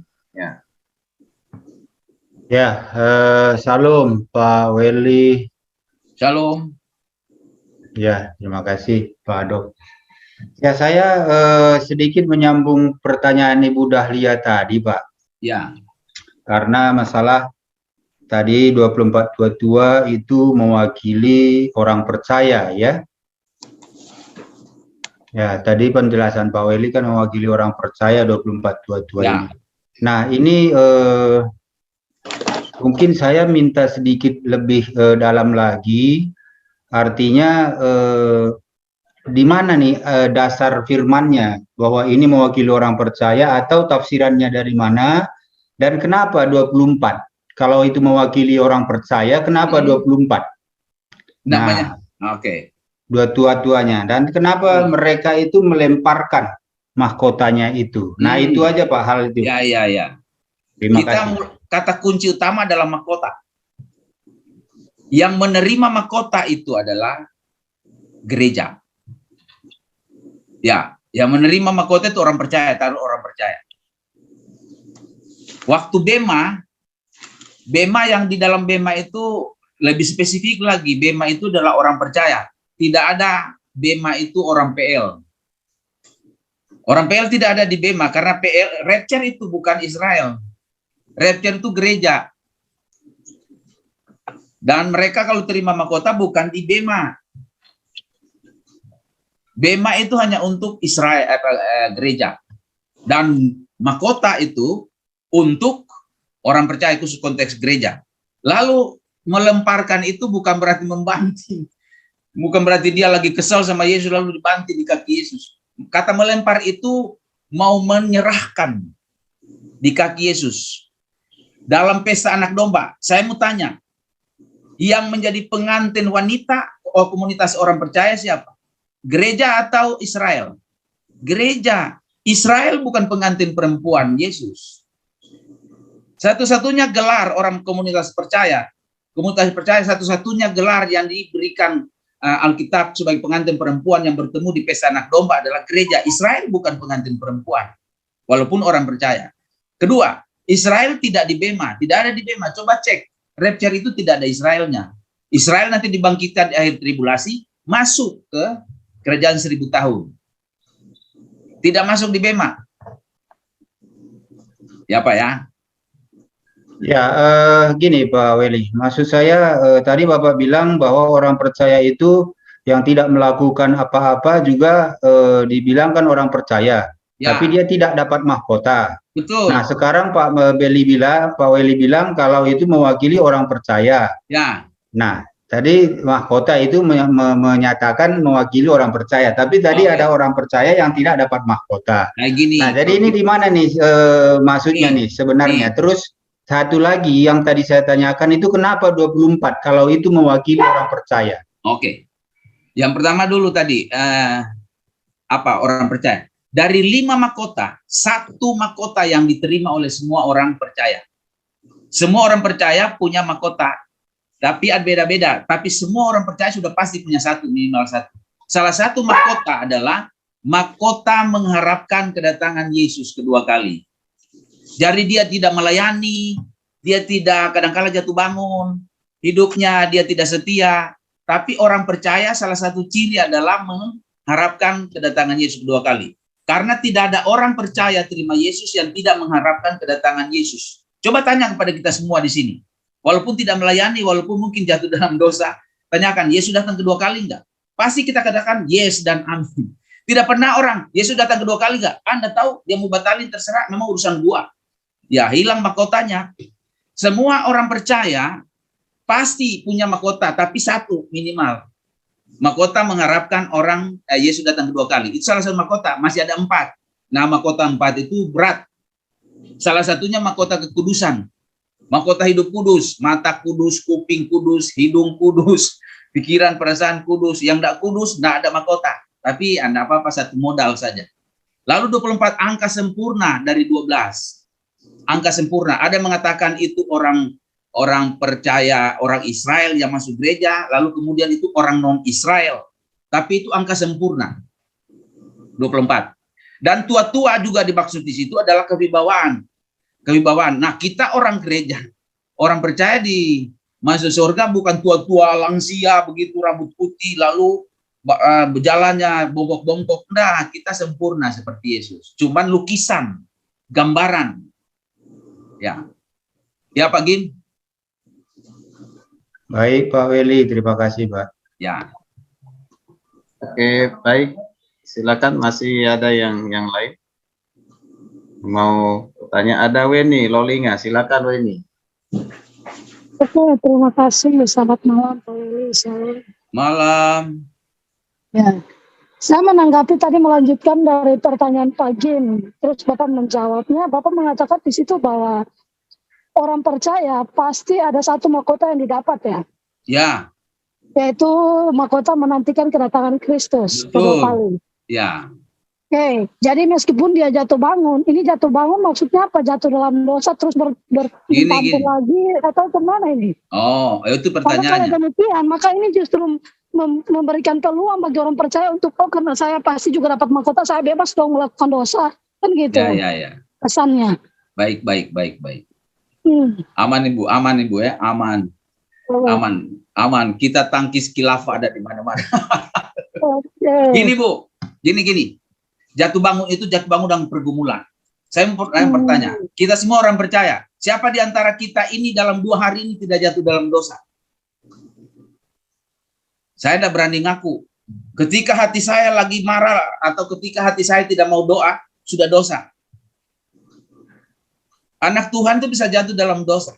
Tapi apakah waktu saya tidak melayani, waktu saya tidak berdoa, ketika ditanyakan, Yesus datang kedua kali? Enggak, karena saya tidak berdoa saat itu tadi. Enggak, saya tetap mengharapkan Yesus datang kedua kali. Apalagi dia mengampuni saya. Itu yang disebut jatuh bangun, artinya dalam pergumulannya. Kita semua ini. Nah, orang yang seperti ini tetap mengharapkan, artinya anak Tuhan itu walaupun dia banyak pergumulan, kadangkala dia bisa jatuh, bukan berarti menjatuhkan diri. Beda orang yang di luar Yesus dan di dalam Yesus. Orang di dalam Yesus, di luar Yesus sama-sama jatuh dalam dosa. Motifnya beda. Orang di luar Yesus berbuat dosa karena rencana dan maunya dia berbuat dosa. Tapi orang di dalam Yesus, dia jatuh dalam dosa bukan karena dia. Kalau kita baca Roma 7 ayat 19-20. Tapi karena kedagingan kita menyebabkan kita jatuh dalam dosa. Tapi kita sebenarnya tidak mau berbuat dosa. Dosa dalam daging kita. Nah, karena itu ada pengampunan, kita cepat-cepat minta ampun. Tetapi soal mengharapkan second coming tetap tidak akan berubah. Nah, di situ mahkota. Sebab itu disimpulkan secara teologi, orang yang sudah terima Yesus pasti punya satu mahkota. Dan kedua, tadi ada komentar begitu, itu komentar hati-hati. Oh, kalau begitu marilah, karena ada pengampunan bisa jatuh bangun kita berbuat dosa. Itu kata-kata orang yang tidak pernah di dalam Yesus. Kata-kata orang dalam Yesus, mari kita menjauhi dosa. Soal kemungkinan jatuh kan kita urusan belakangan, nanti kita minta ampun, tapi jangan berbuat dosa. Nah, kan gitu teologinya. 1 Yohanes 3 ayat 6-10 itu kan kalau dibaca di sana ya ada beda anak-anak Allah dan anak-anak iblis. 1 Yohanes 3. Saya mau baca 1 Yohanes 3 supaya clear. Bagus pertanyaan ibu tadi. Ini 1 Yohanes 3. Ini karakter orang percaya. 1 Yohanes mana dia? Ini dia. 1 Yohanes 3 ayat 6. Saya mulai dari ayat 6 dan 8. Karena itu setiap orang yang tetap berada di dalam Yesus, dia ini tidak berbuat dosa lagi. Setiap orang yang tetap berbuat dosa tidak melihat dan tidak mengenal dia. Ayat 10. Inilah tandanya anak-anak Allah dan anak-anak iblis. Setiap orang yang tidak berbuat kebenaran tidak berasal dari Allah. Demikian juga barang siapa yang tidak mengasihi saudaranya. Jadi orang yang dalam Yesus itu kemauannya tidak mau berbuat dosa. Tapi kadang-kala kalah dengan kedagingan. Kalau dia tidak penuh dengan Roh Kudus, bisa jatuh dalam dosa. Tapi soal mengharapkan Yesus akan datang kedua kali, yes. Tapi orang mengatakan kalau begitu boleh dong berbuat dosa. Mari kita berbuat dosa. Orang itu belum terima Yesus. Karena itu ada hati-hati. Sekali selamat tetap selamat. Itu bisa positif, bisa negatif. Intinya malam ini dari pertanyaan bagus tadi, bahwa orang kita ini sudah berbuat dosa, tidak mau berbuat dosa, berusaha menjauhi. Tapi kalau kita lengah, tidak penuh dengan Roh Kudus, maka kedagingan kita bisa menjerumuskan kita. Sesudah itu Roh Kudus lagi insafkan, mari kita balik, minta ampun. Begitu hidup manusia itu. Tidak ada yang suci kita di sini. Dalam arti tidak ada yang tidak jatuh dalam dosa dalam 1 minggu. Oke. Oke, baik. Makasih Pak Willy. Ini sudah terjawab ya? Iya, ada pertanyaan lagi Pak. Ya, silakan satu lagi supaya berikan kesempatan yang satu lagi, silakan. Oke, tadi di materi disampaikan bahwa penghuni LBB, salah satunya di situ ada orang percaya Abraham, Israel, dan 12 rasul. Nah, tadi sudah disampaikan sih bahwa Israel yang dimaksud itu yang nanti ditribulasi ya, tadi yang disingkirkan, yang percaya kepada Yesus. Menjadi pertanyaan saya, bagaimana dengan orang Israel sebelum kedatangan Yesus? Orang Apakah perjanjian lama ya? Perjanjian lama, apakah mereka juga diselamatkan? Oke. Coba melihat. Coba membuka, entah Ibu Weni atau siapa membaca Lukas 13 ayat 28. Lalu membaca harapan iman Abraham. Siapa yang paling panjang iman? Sampai mati Abraham punya iman dan dijawab. Ibrani 11 ayat 10. Coba memulai Ibrani 11 ayat 10 dulu.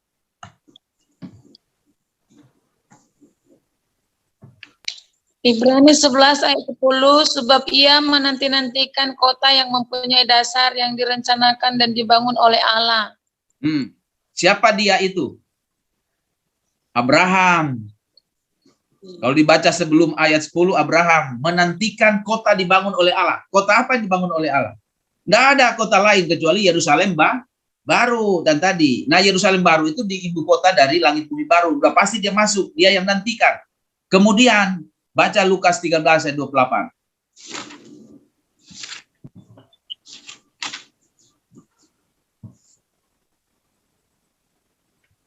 Ibu Weni boleh? Oke, demikian firman Tuhan. Di sanalah akan terdapat teratap dan tertirtak gigi apabila kamu akan melihat Abraham dan Ishak dan Yakub dan semua nabi di dalam kerajaan Allah, tetapi kamu sendiri dicampakkan keluar. Lihat, selama hidupnya Abraham hanya ketemu anaknya, lalu kemudian cucunya. Tidak pernah ketemu Musa, tidak pernah ketemu nabi-nabi besar, tidak pernah ketemu nabi-nabi kecil sampai Maleaki, tapi di kerajaan ketemu. Karena dibangkitkan sesudah tribulasi dan masuk dalam langit bumi baru. Amin, Bu Weni? Amin. Oke. Terima kasih, Pak. Terima kasih. Jawabannya. Baik, masih ada mungkin ada luput dari perhatian saya, Pak Frans. Ada tadi kayaknya ada Pak Andriaku apa siapa tadi? Oh ya, Pak Tommy. Pak Tommy. Ya, silakan Pak Tommy. Langsung saja. Halo, selamat malam. Terima kasih waktu yang diberikan. Saya ada 3 pertanyaan, Pak. Luar biasa. Boleh? 4 juga, Boleh, kan? tapi permisi sama yang punya hajatan. Jika dibolehkan, saya lanjut. Kalau nggak boleh, 1 aja atau 2. Ya, dikasih kesempatan untuk 2 dulu, 2 Pak. Nanti kalau misalnya yang lain tidak ada lagi baru ya. Ya, Pak. Pertanyaan yang pertama, Pak, mengenai tadi umat, Pak. Kata umat, di dalam perjanjian lama, umat Tuhan berarti mengacu kepada bangsa Israel. Ya. Bangsa Israel, berarti umat yang diselamatkan, bangsa Israel yang diselamatkan. Yang saya pertanyakan, Pak, kita tahu bangsa Niniwe itu bukan bangsa pilihan, ataupun apakah itu juga tidak termasuk umat Tuhan. Dan ketika bangsa Niniwe bertobat, mereka mendapatkan keselamatan. Ya. Dan mengenai ayat yang ada di kitab Roma, Pak, ini masih dalam pertanyaan yang pertama. Kitab Roma pasal yang kedua, ayat yang ke-13 sampai yang ke-15. Saya bacakan. Karena bukanlah orang yang mendengar hukum Taurat yang benar di hadapan Allah, tetapi orang yang melakukan hukum Tauratlah yang akan dibenarkan. Apabila bangsa-bangsa lain yang tidak memiliki hukum Taurat, oleh dorongan diri sendiri melakukan apa yang dituntut hukum Taurat, maka walaupun mereka tidak memiliki hukum Taurat, mereka menjadi hukum Taurat bagi diri mereka sendiri. Sebab dengan itu mereka menunjukkan bahwa isi hukum Taurat ada tertulis di dalam hati mereka, dan suara hati mereka turut bersaksi, dan pikiran mereka saling menuduh atau saling membela. Ini pertanyaan yang pertama, Pak. Pertanyaan yang kedua, nanti ada yang mencatat supaya bisa. Pertanyaan yang kedua adalah, sebenarnya definisi orang percaya itu yang bagaimana, Pak?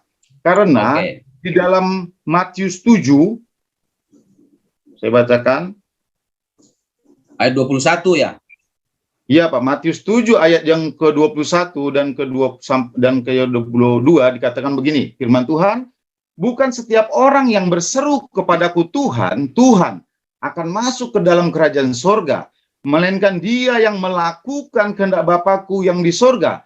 Pada hari terakhir banyak orang akan berseru kepadaku, Tuhan, Tuhan, bukankah kami bernubuat demi namamu, dan mengusir setan demi namamu, dan mengadakan banyak mujizat demi namamu juga? Oke. Bukankah orang-orang yang mengadakan mujizat ini pasti orang-orang yang percaya kepada Tuhan Yesus? Jadi seperti yang kedua adalah, sebenarnya orang yang percaya itu yang bagaimana, Pak? Oke.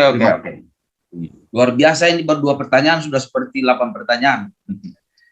Yang pertama ya, umat Tuhan itu semua orang percaya. Dan orang percaya itu dibagi 2, Israel dan non-Israel.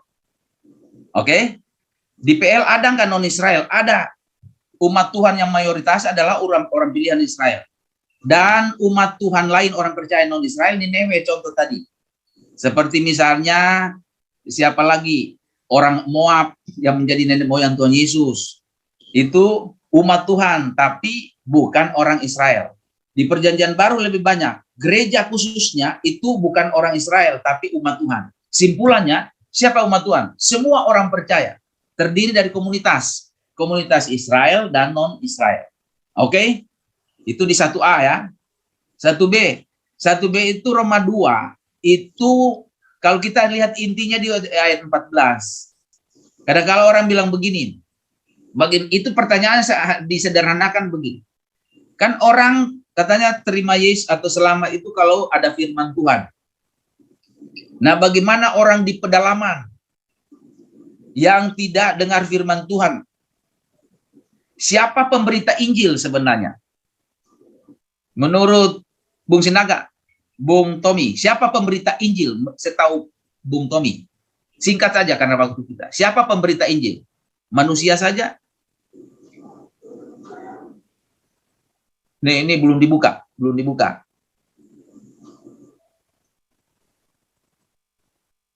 Siapa yang pemberita Injil siapa? Bantu jawab, Pak. Kan orang-orang yang sudah menerima Injil. Ya, orang kan? Nah, orang itu terbatas. Bagaimana ke pedalaman yang ada orang lalu tidak bisa didatangi di sana? Pemberita Injil itu paling umum memang orang, manusia. Yang kedua, malaikat. Ada yang cepat-cepat boleh membaca Wahyu 14 ayat 6. Ya, kadang-kala saya lebih cepat membacanya. Saya aja baca 14 ayat 6 lalu ketemu. Nih. Dan aku melihat seorang malaikat lain terbang di tengah-tengah langit dan padanya ada Injil yang kekal diberitakan. Jadi pertama manusia, kalau manusia diberi kepercayaan untuk memberitakan Injil, ini karunia besar, cepat-cepat diambil. Karena kadang-kala orang mengatakan begitu, Tuhan, kalau nggak saya, nggak ada Injil diberitakan. Oh, Tuhan bilang, enak aja, saya bisa pakai malaikat. Malaikat juga enak kalau pakai malaikat, Tuhan, nggak ada PK-nya. Ya, nggak ada PK untuk malaikat pergi. Dia mau kemana aja kuasanya. Lalu kemudian yang malaikatnya terbukti di mana lagi? Yang memberitakan Injil kebangkitan pertama siapa? Bukan 12 rasul. Malaikat. Mengapa kamu mencari orang yang hidup di antara orang mati? Itu kan malaikat, khotbah malaikat. Lalu siapa lagi? Pemberita Injil paling utama adalah Roh Kudus. Di dalam Yohanes 16 ayat 8, dia datang menginsafkan dunia akan dosa. Jadi ada manusia, ada Roh Kudus, ada malaikat. Nah, manusia tidak bisa jangkau daerah-daerah tertentu. Jangan pikir tidak ada orang selamat. Ada Roh Kudus dan malaikat. Tapi cara melayaninya bukan seperti 4 rohani atau kita belajar di kelas. Ada cara mereka. Sehingga ayat 14, orang yang tidak punya Alkitab, yang punya Taurat, Roh Kudus mengiluminasi. Roh Kudus yang menerangi hatinya, tiba-tiba melakukan apa mau Roh Kudus, termasuk percaya sama Yesus dengan cara Roh Kudus. Dan Roh Kudus tidak terbatas. Di situ dia walaupun tidak pegang Alkitab selamat. Itu maksudnya. Jelas? Jelas, Bung Tommy? Saya tidak sejahtera kalau tidak ada suaranya. Jelas? Jelas, Pak. Pertanyaan kedua tadi apa? Sebenarnya yang definisi dari orang yang percaya itu yang bagaimana, Pak? Baik, saya sudah terima. Orang percaya, baca Yohanes 1:12. Saya mau tanya dulu, Bung Tommy, karena Bung Tommy yang bertanya. Setan percaya nggak sama Yesus? Percaya? Percaya kan? Saya, Pak. Ada ayatnya nggak? Ada, Pak. Ada di mana? Ada di mana-mana pokoknya. Coba baca Yakobus 2 ayat 19. Oh, iya. Atau siapa saja bisa bantu supaya hemat waktu kita. Yakobus 2 ayat 19.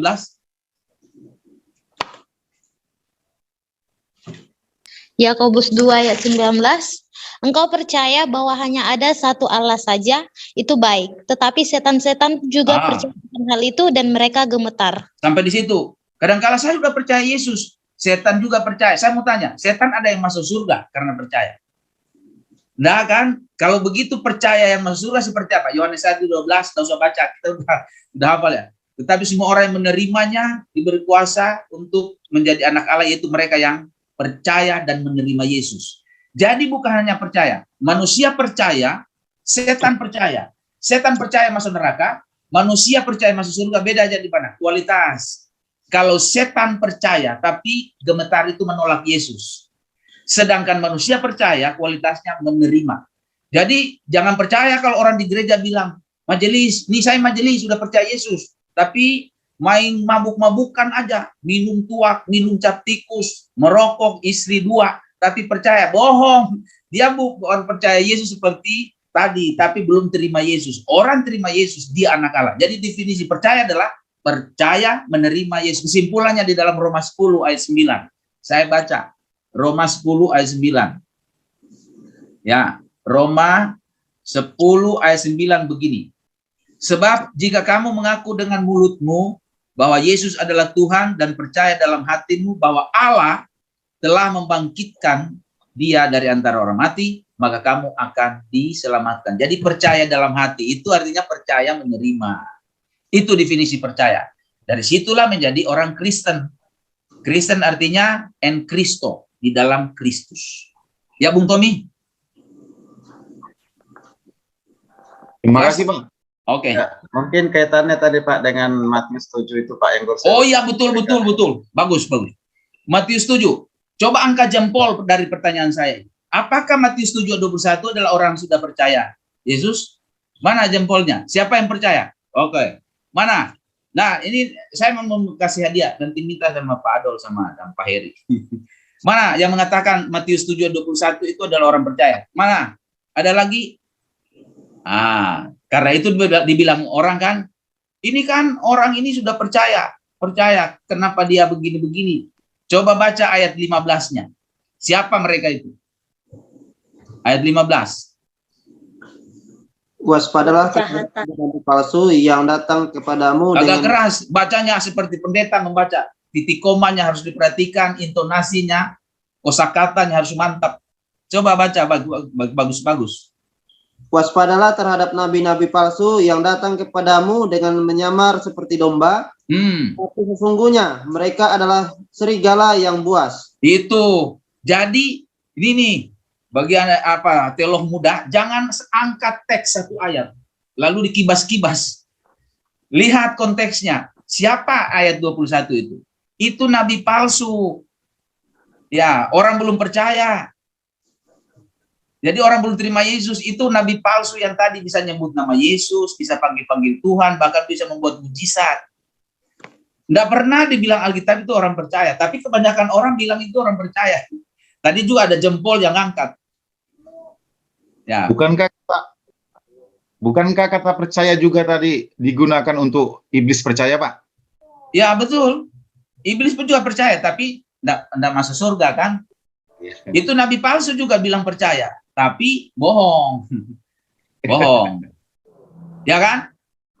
Begitu cara lihat Alkitab. Lihat konteksnya, boleh mengangkat secara teks, tapi lihat konteksnya. Baik, saya kira itu baru 2 pertanyaan. Nanti 2 lagi. Baik. Terima kasih Pak Eli dan Pak Tommy, saya pikir sudah terjawab ya. Sudah terjawab. Ya. Silakan, masih ada waktu kita, masih ada 15 menit lagi menuju ke jam 9. Ya. Silakan Pak Henry Manuro. Pak Henry. Satu pertanyaan ya Pak ya. Satu aja Pak.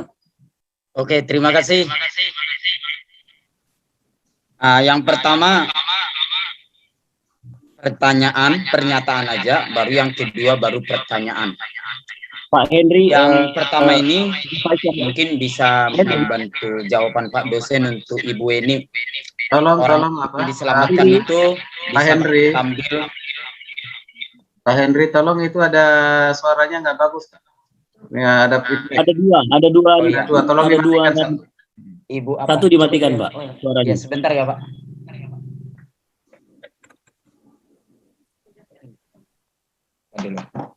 Oh iya, Pak. Makasih.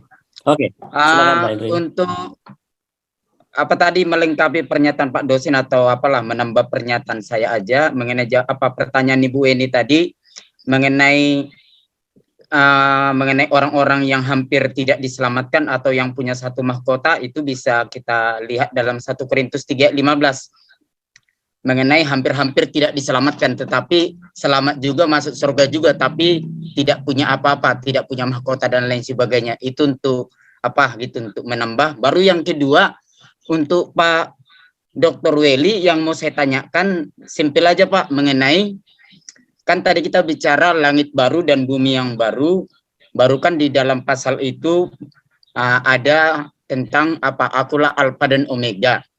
Yang menjadi agak berpikir saya hanya mau tahu saja Pak, atau mungkin Bapak bisa memberikan penjelasan relevansinya dari penjelasan langit baru, bumi yang baru, Yerusalem yang baru yang Bapak terangkan itu.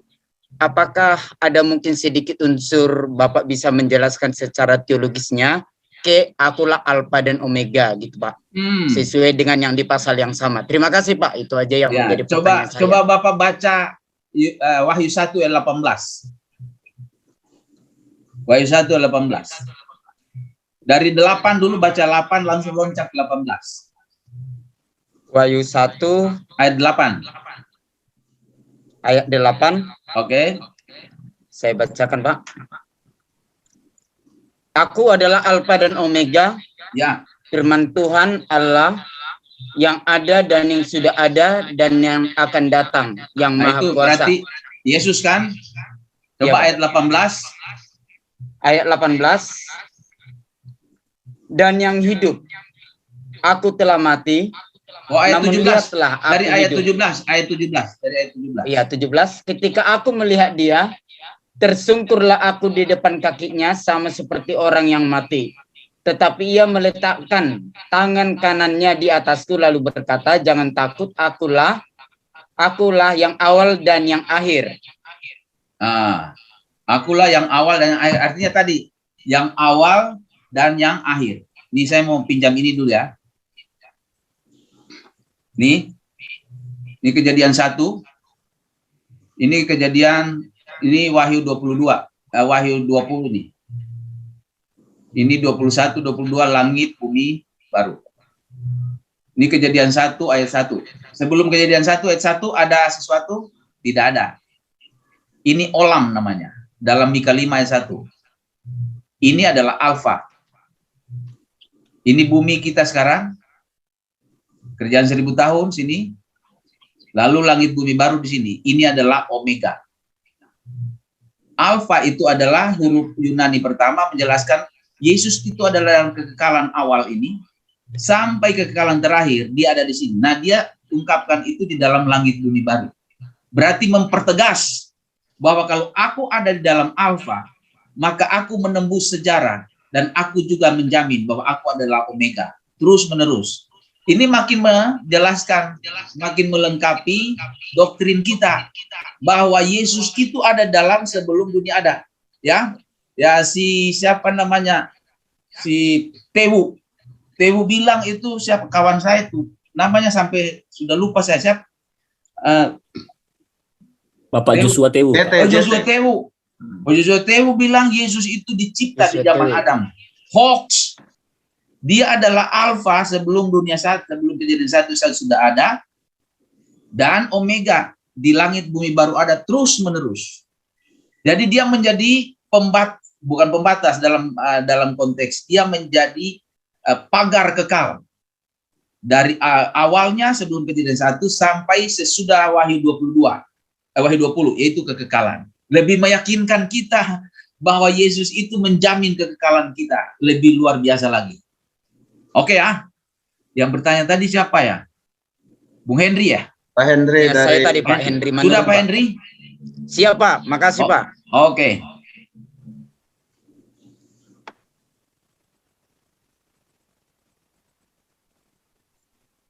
Silakan, masih ada yang lain? Ya, Satu mari lagi silakan. Pak Weli boleh. Pak dari Yani. Ibu Riani si Oh Yani iya, dari Medan. dari tadi belum ada ibu-ibu wanita. Silakan Bu. Saya mau sampaikan ini mengenai pertanyaan saya Wahyu 20 mengenai ayat 2. Ia Ya. menangkap naga si ular tua itu, yaitu iblis dan Satan, dan ia mengikatnya 1000 tahun lamanya, lalu Ya. melemparkannya ke dalam jurang maut dan menutup jurang maut itu dan memeteraikannya di atasnya, supaya ia jangan lagi menyesatkan bangsa-bangsa sebelum berakhir masa 1000 tahun itu. Kemudian daripada itu, ia akan dilepaskan untuk sedikit waktu lamanya. Jadi Pak, setelah 1000 tahun setan dilepaskan. Setan Betul, mau Bu. menguji orang percaya yang dari 1000 tahun itu, Kak? Itu pertanyaan saja. Ya, bukan menguji lagi. Dia mau membantai orang-orang yang nih. Saya bantu pakai ini Bu ya.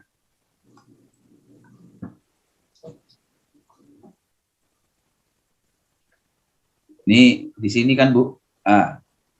Ini awal ya, kerajaan. Wahyu 20 ayat yang tadi ya. 2 sampai 4. Selama 1000 tahun sampai sini aja. Yes. Ini setan dilepas. Hmm. Selama ini masa damai. Orang yang dari tribulasi masuk dari sini, ada yang belum dibuahkan. Kemudian semua orang percaya tiba-tiba berkembang biak di sini. Dan di hati mereka ada yang seolah menolak Yesus di kerajaan 1000 tahun, tapi tidak keluar karena Yesus yang menangani semuanya. Takut. Sebab itu di dalam Alkitab dikatakan bahwa orang yang mati umur 100 masih dianggap muda. Jadi umur manusia di sini seperti perjanjian lama, seperti Metusala, Adam, dan Henokh. Masuk di sini, tapi mereka tidak memberontak di sini. Setelah kerjaan 1000 tahun, khususnya 20 ayat 7, setan dilepas lagi dari tempatnya. Dari situlah kemudian dia memprovokasi orang di sini, mau menyerang orang-orang percaya dan juga orang pengikut Yesus yang kita sudah diubahkan dan orang yang belum diubahkan masuk dari tribulasi. Belum sempat menganiaya, belum sempat berperang, sudah ayat yang ke-9 bilang apa? Ayat 10. Coba Ibu baca ayat 10 saja. Dan iblis yang menyesatkan mereka. Oh, dari ayat 9, dari ayat 9. Maka naiklah mereka ke seluruh dataran bumi, lalu mengepung perkemahan tentara orang-orang kudus dan kota yang dikasihi itu. Tetapi dari langit turunlah api menghanguskan mereka. Dan iblis yang menyesatkan mereka dilemparkan ke dalam lautan api. Dan beler, itu tempat binatang dan nabi palsu itu. Dan mereka disiksa siang dan malam sampai selama-lamanya. Mereka mereka mau menyerang orang-orang kudus. Orang percaya di kerajaan 1000 tahun, tapi selama ini nggak kelihatan, tapi Yesus tahu. Setelah dilepas iblis memprovokasi hati mereka, menyerang mereka. Belum sempat bergerak baru di hati udah datang api dari sorga menghancurkan mereka. Masuk ke LA, bukan Los Angeles, tapi lautan api. Dieksekusi di situ. Ya Bu ya. Oke Pak, makasih Pak Weli, Tuhan berkati. Amin. Wah, luar biasa ini pertanyaan ini Pak Ado. Bapak langsung kasih sertifikat. Pasti Pak. Siapa lagi? Ada tadi, siapa? Ada suara tadi. Siapa ya? Bertanya. Oke. Gimana Pak Frans? Masih ada waktu? Oke, sekarang kita ada di 10 menit, saya pikir ada di 10 menit terakhir ya. 12 menit terakhir. Masih ada satu pertanyaan, boleh? Silakan. Satu pertanyaan. Dan memang malam hari ini luar biasa Pak Weli. Saya pun secara pribadi mendapatkan banyak pemahaman baru. Ya, khususnya Wahyu 14:6. Boleh Wahyu bertanya 14:6 tadi. Silakan. Silakan Pak Heri Saragi, silakan. Pak Heri Saragi, silakan. Oh, Pak Heri, seharusnya Pak Heri menjawab dengan bertanya. Monggo Pak. Tadi Bapak sudah jawab. Cuma tadi saya agak sedikit kurang puas aja nih. Ya. Ini mengenai rapture. Rapture itu kan yang itu kan yang meninggal itu kan ada bayi, ada setengah bayi, ada balita. Nah, waktu rapture itu apakah posisi mereka bayi lagi? Dewasa? Apakah posisi kalau mereka, rapture nanti bayi gitu? Pertanyaannya kurang jelas terakhir tadi apa gimana? Apakah posisi? Apakah posisi waktu rapture yang bayi posisinya masih bayi? Tetap ayah bayi? Saya yang umur waktu rapture umurnya tetap seperti yang umur terakhir dia hidup. Ya. Makasih Pak. Oke.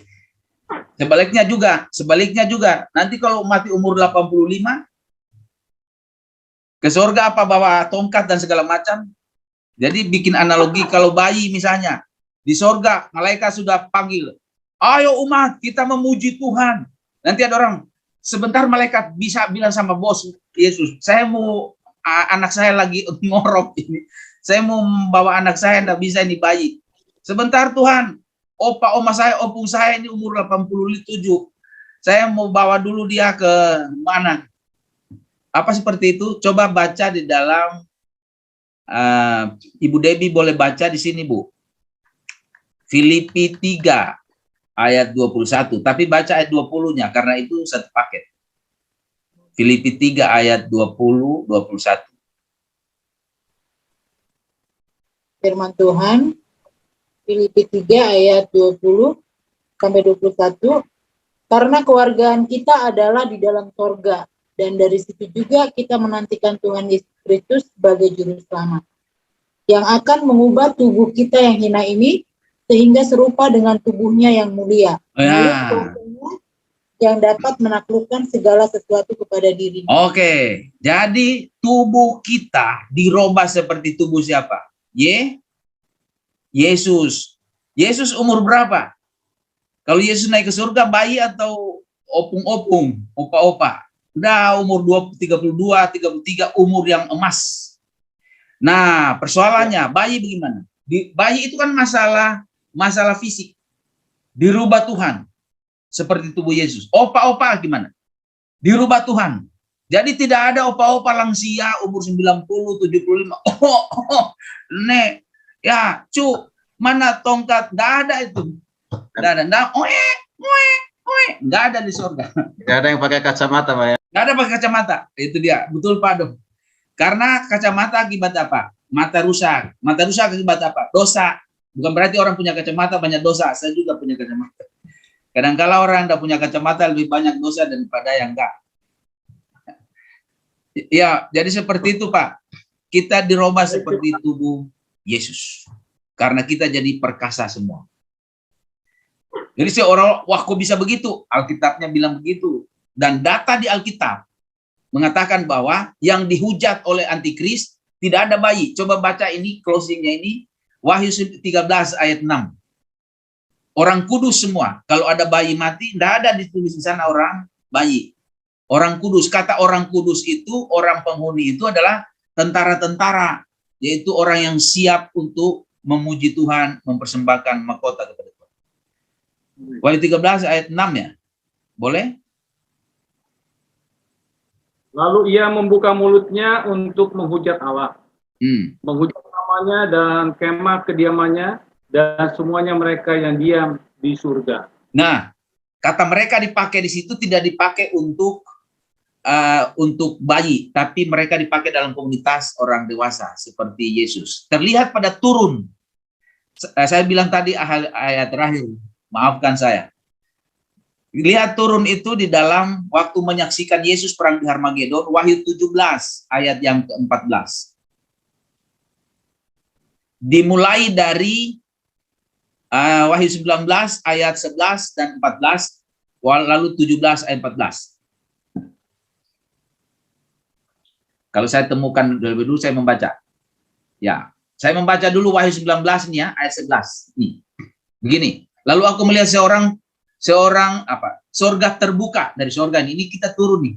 Sesungguhnya ada seekor kuda putih dan ia yang menunggangnya bernama yang setia dan adil benar. Ia menghakimi dan berperang dengan adil. Ini Yesus. Lalu siapa yang mengikuti dia dari sorga? Ayat 14. Dan semua pasukan yang ada di sorga mengikuti dia. Mereka penunggang kuda putih dan memakai lenan halus yang putih bersih. Menunggang kuda ini bahasa simbol. Ada nggak bayi bisa menunggang kuda? Nggak ada. Nggak dikatakan di sini ada bayi. Bayi misalnya bayi digendong mamanya lagi gendong kuda. Gendong kuda, menunggang kuda. Nah, terlihat di pasal 17, boleh mengikuti saya, peperangan Armageddon itu dimenangkan oleh Yesus dan orang percaya menyaksikan di dalamnya. Ayat 14 bilang begini, mereka akan berperang melawan anak domba, mereka itu antikris, pengikut antikris, tentara raja-raja di atas, ayat 12-nya. Anak domba, tetapi anak domba, Yesus ini, anak domba akan mengalahkan mereka, karena ia adalah Tuhan di atas segala Tuhan dan Raja di atas segala Raja, mereka bersama-sama dengan dia juga akan menang. Yaitu mereka yang terpanggil, yang telah dipilih, dan yang setia. Kata mereka selalu menunjuk kepada kumpulan orang-orang yang tangkas seperti Yesus. Tidak ada bayi. Oke, itu Pak yang bisa di-share ke Bapak, Pak Heri. Terima kasih untuk pertanyaannya, banyak jawabannya. Tuhan berkati. Baik. Saya pikir sudah cukup ya Pak Frans, waktunya sudah selesai. Yes, sudah sangat komplit ya Pak Adolf ya malam hari ini. Ya. Pertanyaan seputar bumi baru dan langit yang baru ya. Ya, oke. Jadi di akhir dari diskusi ini, maka bisa kita simpulkan bahwa langit dan bumi baru itu, sebentar ya, ini lepas, benar, adalah bukan fiktif, bukan mitos, bukan dongeng, tapi itu adalah fakta Alkitab. Ya, langit dan bumi baru. Ya, jadi bukan karena direnovasi, kata dia, bukan karena langit yang sekarang diperbaiki. Tadi katakan langit dan yang ada sekarang ini yang kita tempatin akan lenyap, akan hilang, bukan direnovasi. Dan penghuninya juga sudah jelas, ya penghuninya ya Trinitas, Bapa, Anak, Roh Kudus, dan juga orang-orang percaya umat Israel, 12 rasul itu penghuninya. Jadi tidak ada di sana orang yang tidak percaya. Sudah sangat jelas ya, sedang tidak percaya. Sekalipun ada ajaran sekarang yang mengajarkan ada keselamatan yang sempurna dan keselamatan yang tidak sempurna. Keselamatan yang tidak sempurna itu diterima oleh orang-orang percaya kepada Yesus. Keselamatan keselamatan yang sempurna diterima oleh mereka yang sudah percaya kepada Yesus. Tapi keselamatan yang tidak sempurna diterima oleh mereka yang tidak percaya kepada Yesus dari agama apapun itu. Tapi mereka berbuat baik, ya berbuat baik, dan mereka katakan langit masuk ke surga ataupun ke langit dan bumi baru. Tadi katakan belum surga yang sekarang ini, ya, tapi dikatakan itu langit dan bumi baru dan itu harinya nanti menjadi surga kan gitu ya, akan masuk. Nah ini terjawab hari ini. Tidak ada keselamatan dibedakan dua, keselamatan sempurna dan keselamatan tidak sempurna. Semua keselamatan sempurna di dalam Yesus. Ya, dan mereka akan menerima keselamatan sempurna itu adalah mereka yang sudah percaya, menerima sebagai juru selamat dan menjadi anak-anak Allah. Sudah sangat jelas ya. Dan iblis yang percaya tadi tidak akan pernah masuk ke situ. Ya, tidak akan pernah ya. Mau mengemis seperti apapun tidak akan pernah akan dihukum. Karena Yesus datang bukan untuk iblis, bukan untuk setan. Yesus datang untuk manusia yang percaya kepadanya. Jadi sudah sangat jelas ya. Jadi apabila kita mendengar ajaran-ajaran yang di luar itu boleh menjadi ilmu, boleh menjadi pengetahuan, tapi bukan bagian dari iman. Nah, kita tolak ya. Nah, begitu ya. Nah, itu. Jadi hari ini terjawab. Terima kasih hambanya Pak Weli. Sudah sangat memberkati karena keterbatasan waktu ya. Ini sudah cukup banyak benar ini. Di sini masih banyak yang belum ada kesempatan bagi Bapak Ibu yang bergabung malam hari ini. Jika tadinya ingin bertanya, ya belum sempat karena waktu, bisa nanti di chat ke saya teruskan kepada narasumber kita. Ya, silakan. Ini pengetahuan yang sangat memberkati kita. Mari kita bagikan kepada jemaat, ya kepada jemaat, ya, baik melalui khotbah, barangkali kita di SCT, itu saya menyampaikan, mengajar mereka. Supaya jangan mengikuti ajaran itu. Cukup kalau itu 40.000 orang, 40.000 saja, nggak usah bertambah. Gitu ya, yang mengikuti ajaran itu. Ya mungkin seperti itu, atau 10.000 lah, karena memenuhi syarat menjadi suatu sinode gereja kan 10.000, ya kemungkinan 10.000 kan gitu. Biarlah yang 10.000 itu yang menjadi pengikutnya, tidak boleh bertambah gitu.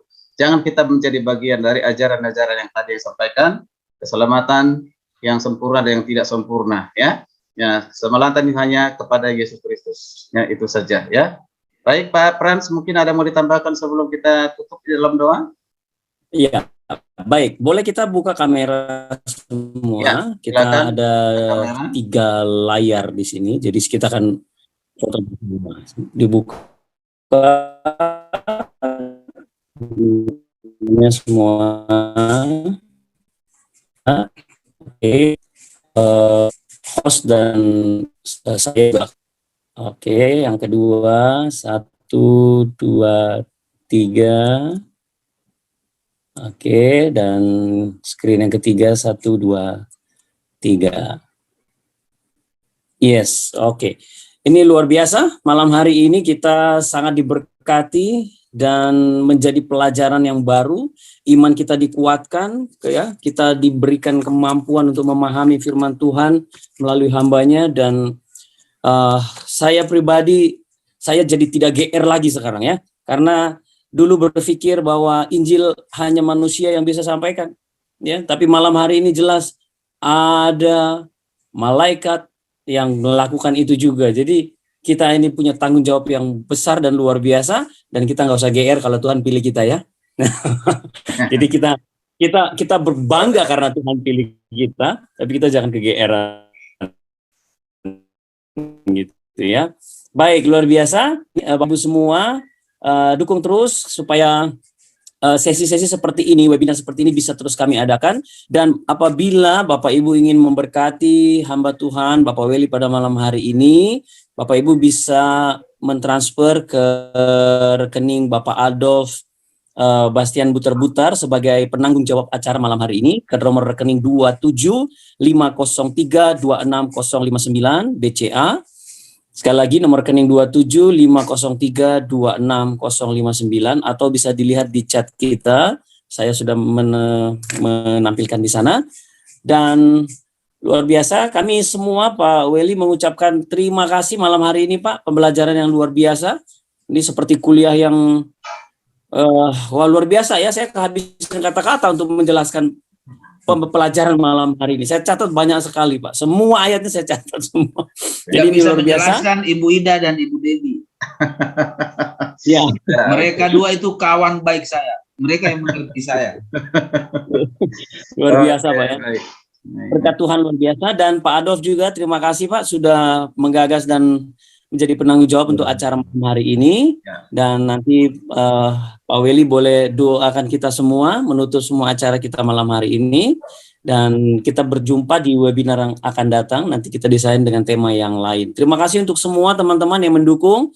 Pak Yan dari Jogja, terima kasih Pak, dalam kesibukan bisa mempersiapkan semua hal ini juga. Terima kasih. Terima kasih juga teman-teman dari Kataros ya semuanya, dan Bapak Ibu yang hadir. Tuhan Yesus memberkati kita semua. Saya Frans Lepong dan semuanya yang ada malam hari ini, kita mengucap syukur. Pak Weli boleh berdoa untuk kita semua Pak. Bukannya Pak Ketua yang berdoa. Pak. Biar sempurna malam hari ini Pak Weli yang berdoa. Oke. Baik, silakan. Baik, kita berdoa. Tuhan Yesus, Tuhan kami, Allah yang kami layani, kami sembah, karena kami sudah membuktikan, bukan kami mendengar orang, bukan kami karena membaca buku, tetapi kami membuktikan dari firman-Mu, Engkau adalah Alfa dan Omega, mengambil rupa manusia yang tidak bisa dicerna oleh pengalaman-pengalaman dan pengetahuan dunia, kecuali iluminasi Roh Kudus yang sempurna seperti malam ini. Kami tahu Engkau karena kami memiliki firman-Mu. Terima kasih Tuhan untuk Pak Adolf dan juga kawan-kawan yang terlibat di dalam grup ini, melaksanakan satu momen dengan tema yang sangat langka dan menjadi sorotan banyak pihak, dan Alkitab malam ini membuka melucuti semua tanggapan-tanggapan miring, praduga-praduga hoax, mengatakan bahwa ada orang yang masuk dalam kerajaan 1000 tahun dan juga langit bumi baru, sedangkan mereka menolak Yesus dengan berkedok. Mereka punya kebaikan, mereka punya kebenaran, mereka punya etika-etika, tetapi firman Tuhan membantah semuanya. Yang masuk hanya orang yang menjadi anak Allah. Dan kami syukuri kami inilah adalah anak-anak Tuhan yang masuk di dalam langit bumi baru selama-lamanya. Terima kasih, berkati satu persatu hamba Tuhan yang melayani kami, khususnya kami kembali menyerahkan Pak Adol dan kampus STK Taros dan semua yang terlibat di dalamnya, yang memimpin acara malam ini dan juga host, kami serahkan di tangan Tuhan, saudara kami Frans, dan semua yang terlibat mengikuti acara ini dan juga bertanya maupun menyampaikan tambahan-tambahan pernyataan-pernyataan, semuanya dirangkum menjadi satu berkat bagi kami. Terima kasih Tuhan, kami mendengar dan kami sudah tahu acara ini akan berlanjut sesuai dengan topik tertentu. Biarlah Tuhan mengurapi semuanya rencana, sehingga melalui program ini banyak jemaat diberkati, banyak hamba Tuhan ditambahkan pemahaman dan juga didorong pelayanan supaya dapat memberikan yang maksimal. Terima kasih Yesus Tuhan kami akhiri pertemuan kami ini dengan kekuatan Tuhan di dalam nama Yesus Tuhan kami yang sudah memberkati kami. Terpujilah Engkau Allah kami, Tritunggal yang sempurna selama-lamanya. Dalam nama Yesus Tuhan kami berdoa dan mengucap syukur. Haleluya, sama-sama kita katakan amin. Terima kasih Pak Weli. Terima kasih Pak semuanya. Terima kasih.